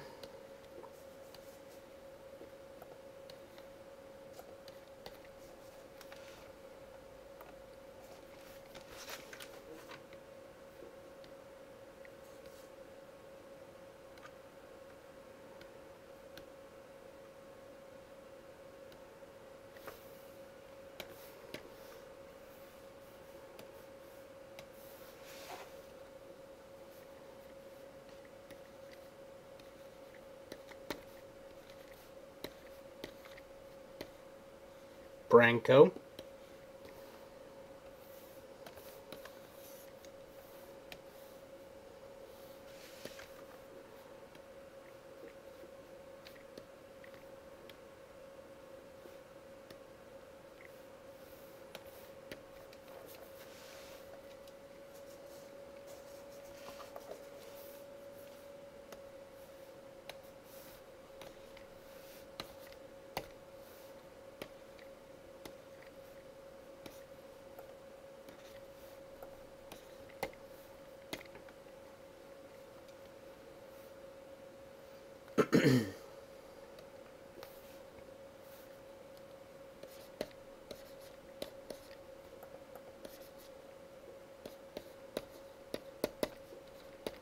Andreas.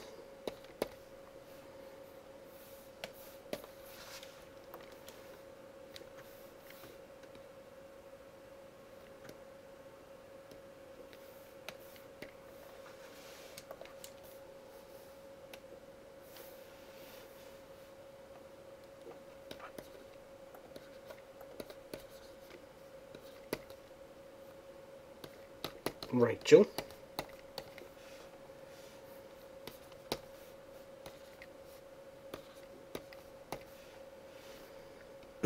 Who else?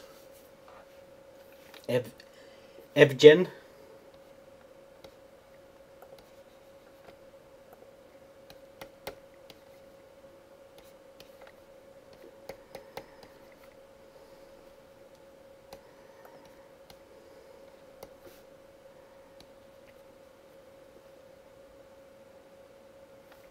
There was Sniper before, so I'll put him in there.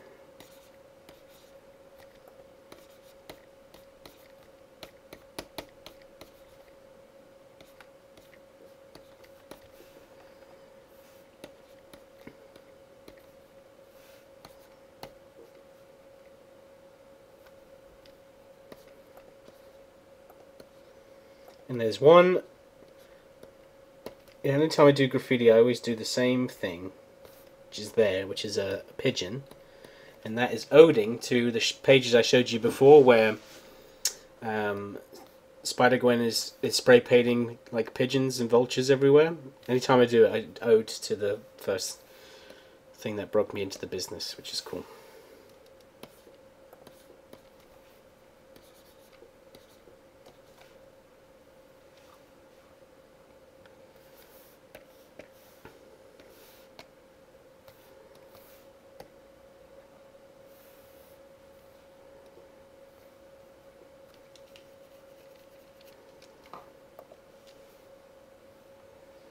There you go, you guys are all in there. And what the colorists will hopefully do is, you know, fill all this stuff with different colors and stuff like that, so it'll pop out like that. Happy, guys? Are you happy? You made it into a Marvel comic?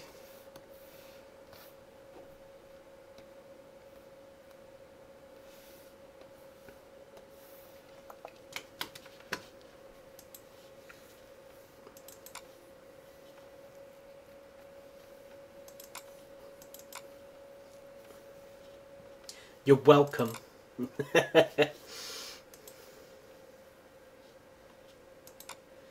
Right, I think I have...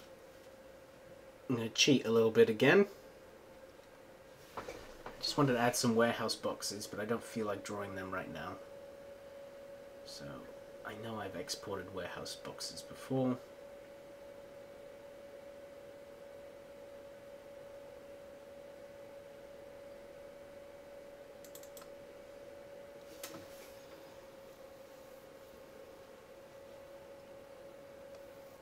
Those crates look bad.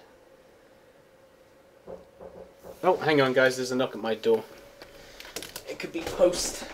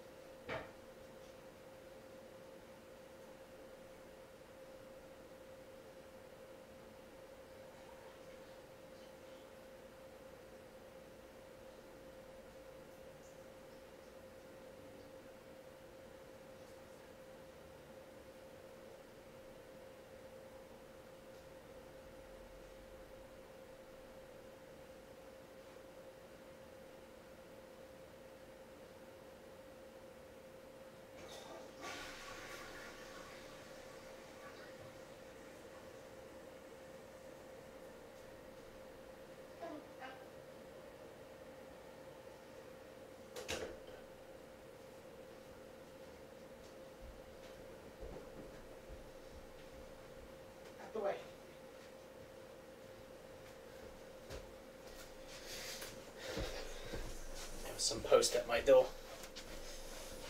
Now my doggo has joined me.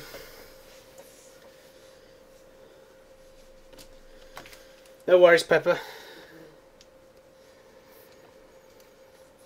I'm just going to add some boxes freehand.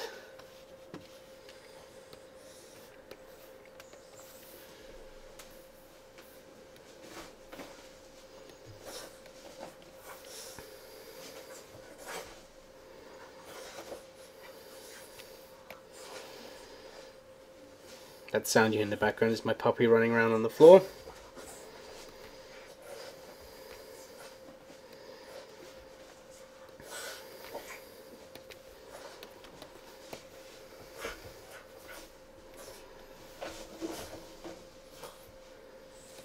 Being very derpy.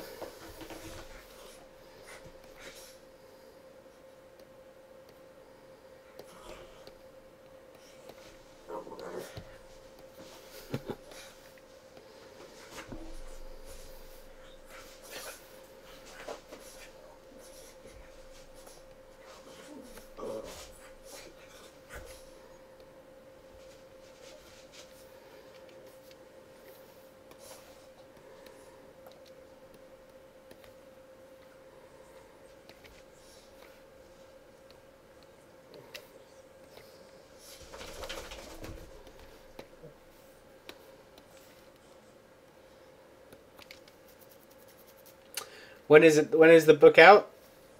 Well, number 7 came out yesterday, and this is number 10. So 3 months from now. So November, December. So January, sometime in January.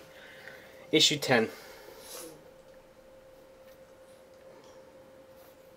Right. Okay. I spent way too much time on this panel. This is supposed to be the quick panel, because I need to get this whole page done today, along with 2 pages of pencils, so I need to start speeding it up.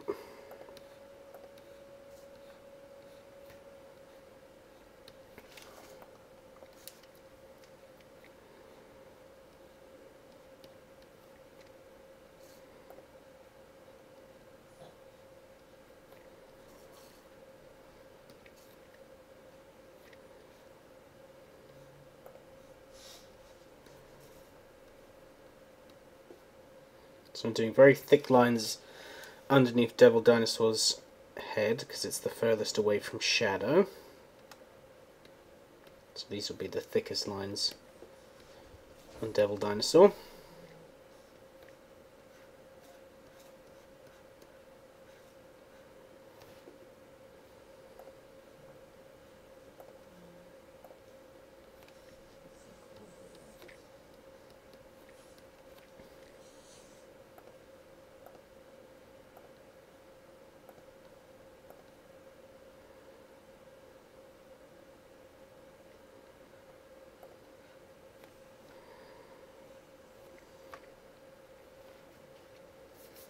Jan says, I did a comic book for school last year. I didn't know how to save the pencil and ink layers separately on Manga Studio then.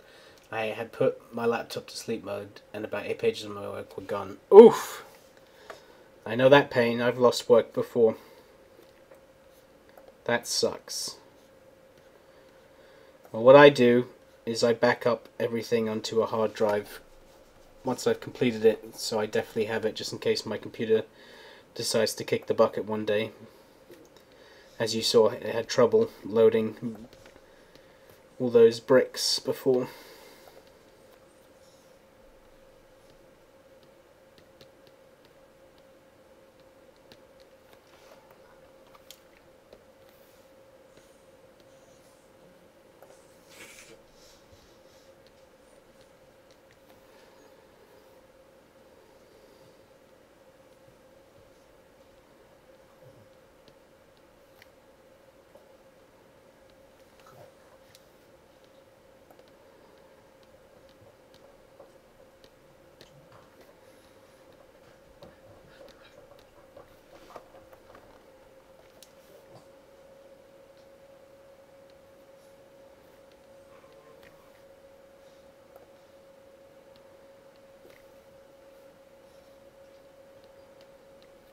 So I'm adding a bit of noodling here just to show that it's going away from light.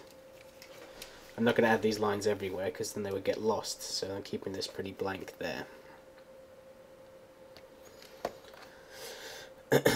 There's a nice contrast between the thick line underneath and the thin lines next to them.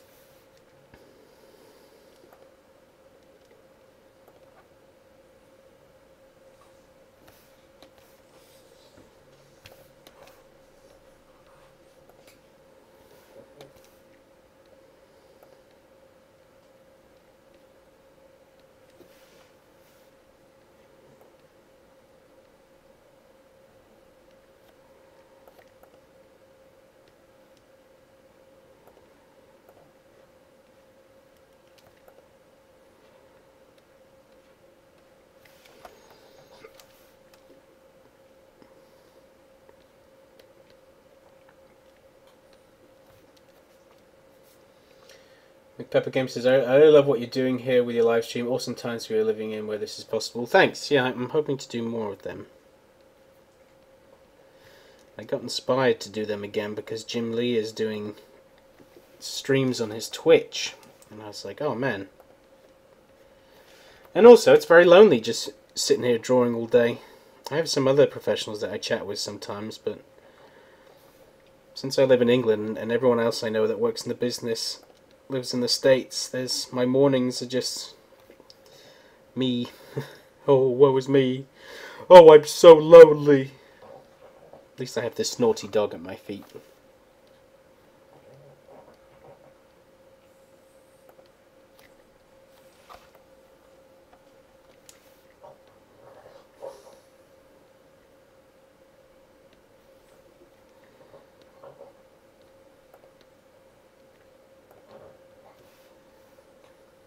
It's too much. Too many lines.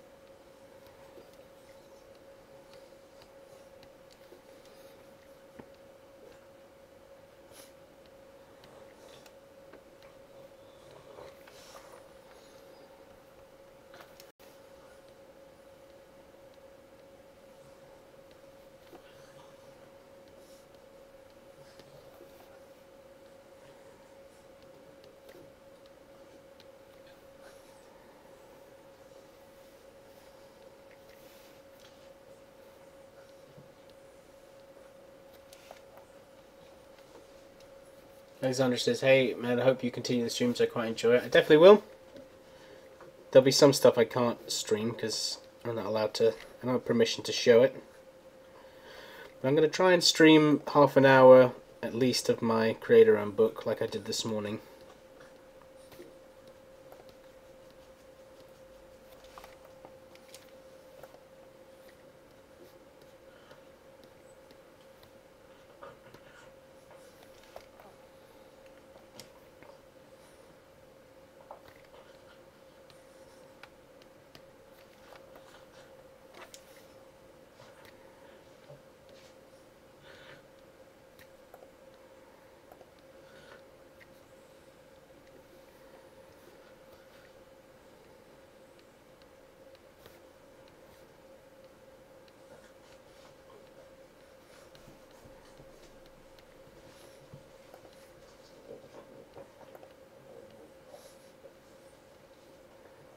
Can you guys hear my dog?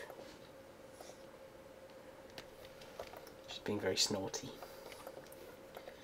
She's a snortaholic.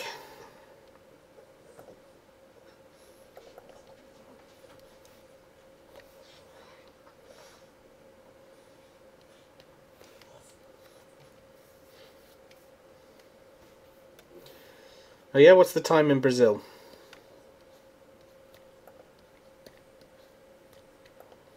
Don't worry, I think there's only one person watching. I think it was too early for everyone, even myself. Hey, don't scratch my carpet. Thank you very much, madam.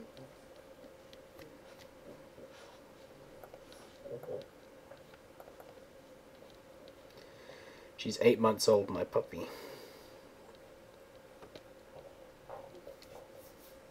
8 a.m? Oh, it is early.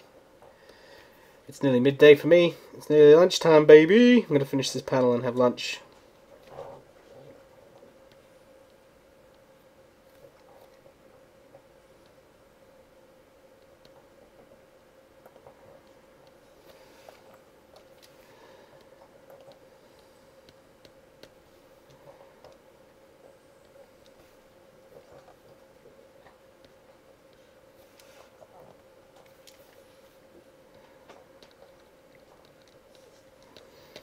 Man, drawing dinosaurs is fun. Especially friendly dinosaurs. Like, look at his big goofy smile. I'm just a dinosaur. That's all I am. I'm just a little dinosaur. I just want to be your friend.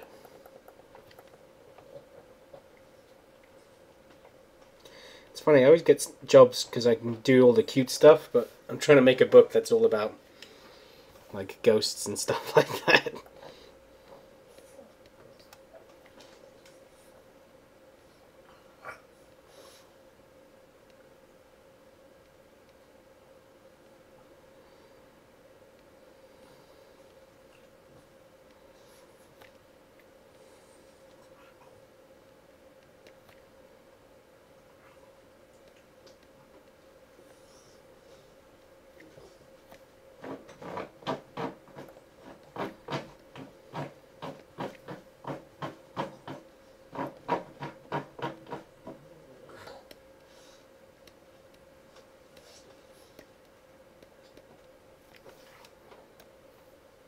Practices on YouTube. It says there are 8 people watching. Also, where I live, the Netherlands, it's nearly 1 p.m. The Netherlands, huh? That's pretty cool. The Vikings is Netherlands, right? I've been watching that Vikings show. I've been really enjoying it. With Ragnar Lothbrok.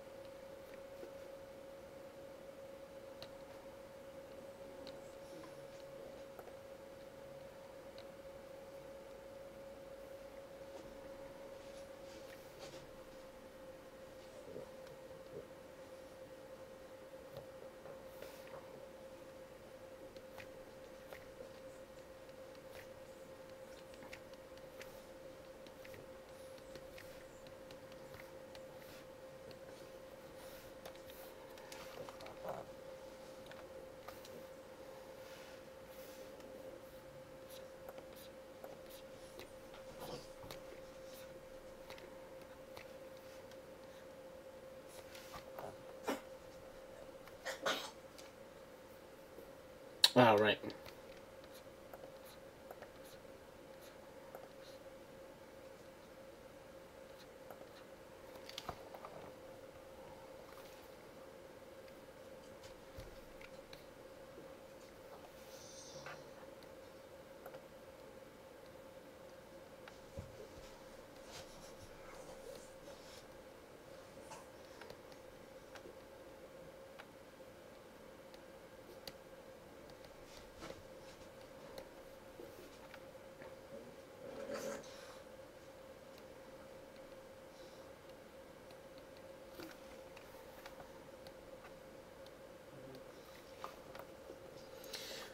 The Pepper Game said, what do you normally do besides drawing the page when you're not doing a live stream? Listening to music, running TV shows in the background? Yeah, I sometimes listen to music. I listen to a lot of podcasts. I watch a lot of YouTube. I pretty much search every day Todd McFarlane into YouTube to see if there's any new content from him. I watch a lot of Comic-Con panels of Robert Kirkman and Jim Lee, and I watch wrestling and just stuff.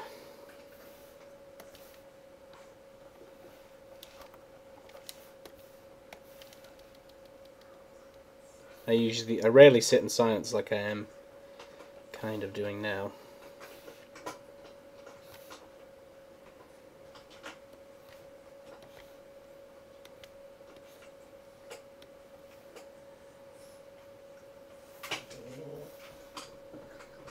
Can you hear my dog? What are you doing? She's chewing on my chair. She's a monster. What podcast do I listen to? I listen to Hollywood Babylon with Kevin Smith and Ralph Garman. I listen to The Comic Book Show with good friends of mine that I've been on before. I listen to the Triforce podcasts, Fat Man on Batman, Smogcast,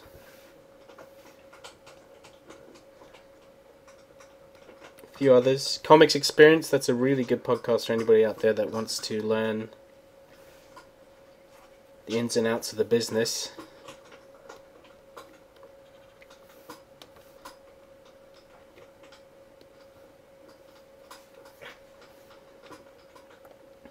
Bunch of random stuff. Pepper said, you bought Todd's huge Spawn book with the original Spawn art. It is really great. I bought Todd's the Devils in the Detail book. That's really awesome. But there's issues 1 through 7 of Spawn have been released in giant form, and holy crap, I want it, but the book's like 300 quid. And ain't nobody can afford that.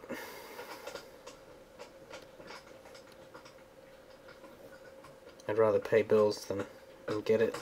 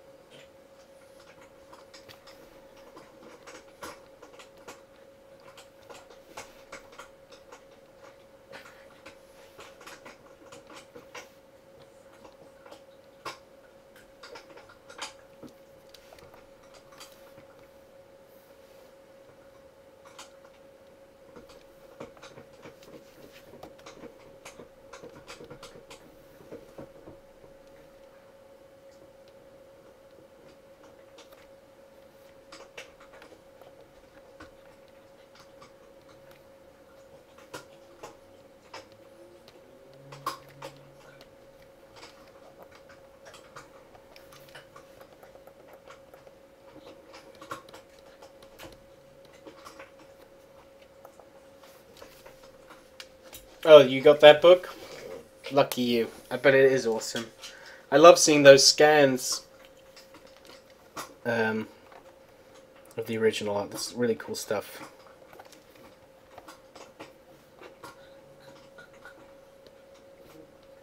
It's very inspiring.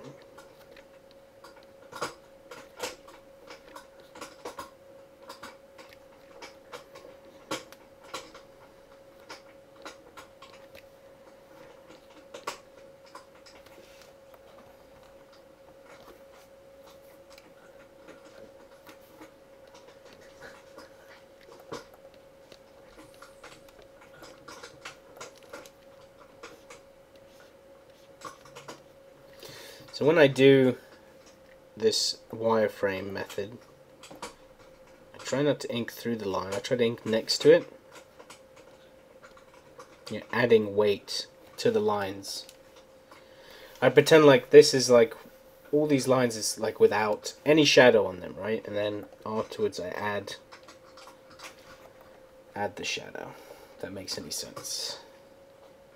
Luna, could you stop chewing on my chair? You're making so much noise. Hey! Stop it. That's my I'm being serious voice. And she's right back to it.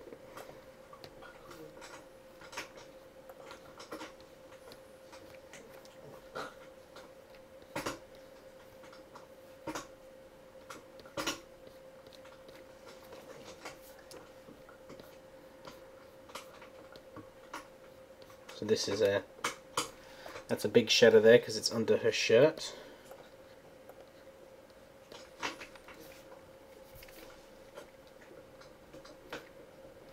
Add some black there. Push that back a bit. Let's add some teethies.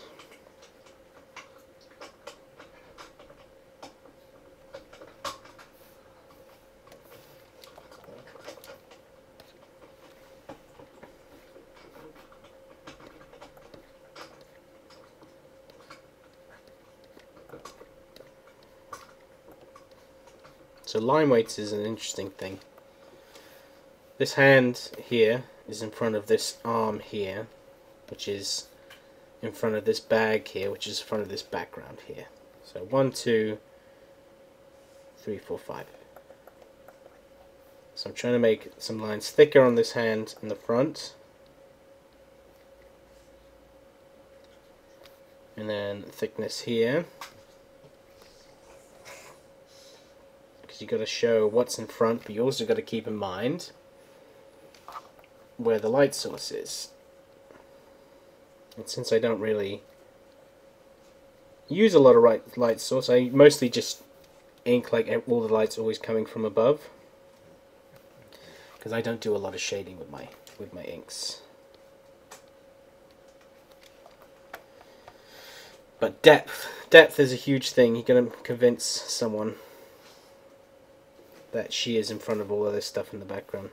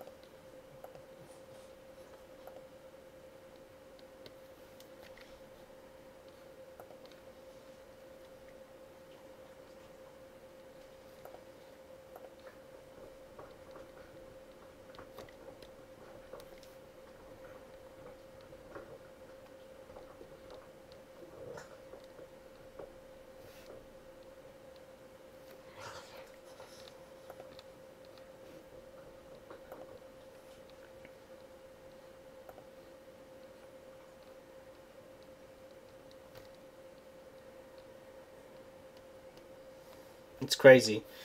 This book I'm working on right now, when I finish this book, I'm going to be working on another book for Marvel, this 2-issue thing. And that book is going to come out before this. So the book I'm drawing after this is going to come out before this comes out. Does that make sense? And there isn't even a script yet.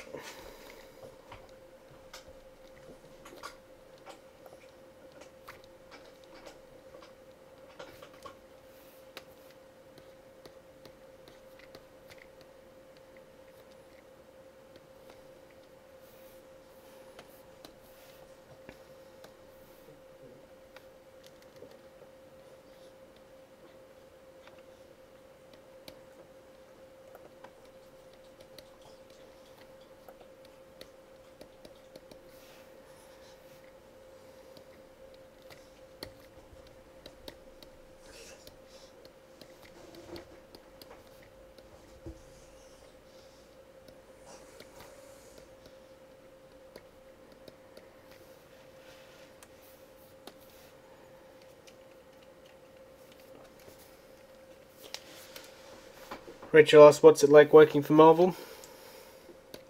It's dope. It's a lot of pressure. You got to not only impress editors to continually get work, but you also have to impress fans. You have to get stuff done when they say it gets done, otherwise you're either in big trouble or they won't hire you again.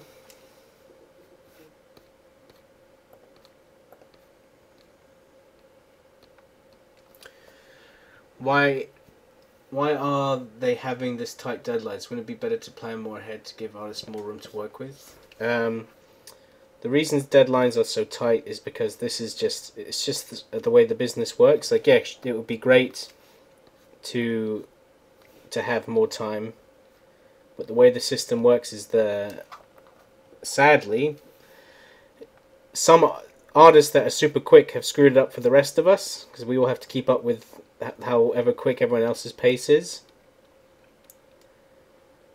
So, for instance, when I started Great Lakes Avengers, it wasn't going to come out for 2 months. But there's a thing called solicitations, where you have to make sure the book goes into solicitations with Diamond, so that comic book stores can order the books, whichever how many copies they want to order of a certain book, to get fans hyped about them, to advertise them in other books. It's a huge process, that side of the comic business.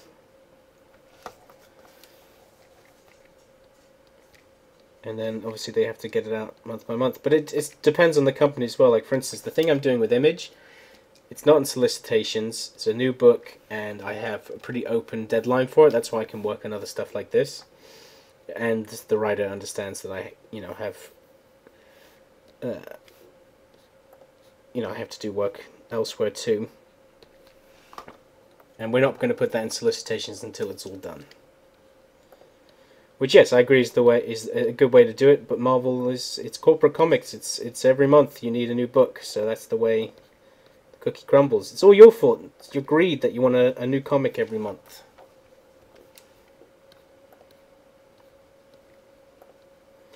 And also it's because, the more books that you can get out, the more money you can make.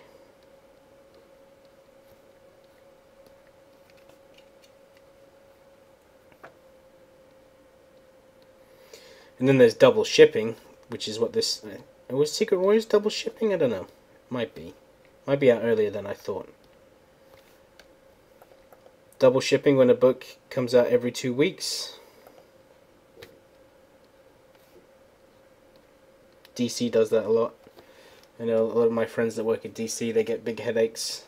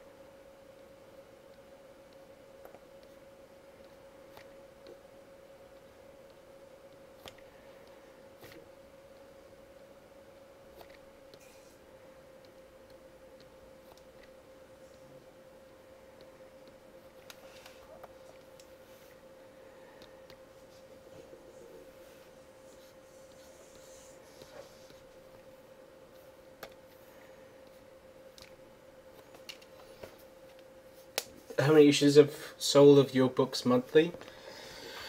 I think since I've started, it's safe to say I've had a book on the stands since last October, so that's good. I do a lot of covers for Marvel. I think I've done over 25 covers so far since I started last year. So I'm everywhere. You just gotta keep your eye out. Gotta look for my little signature in the corner stuff.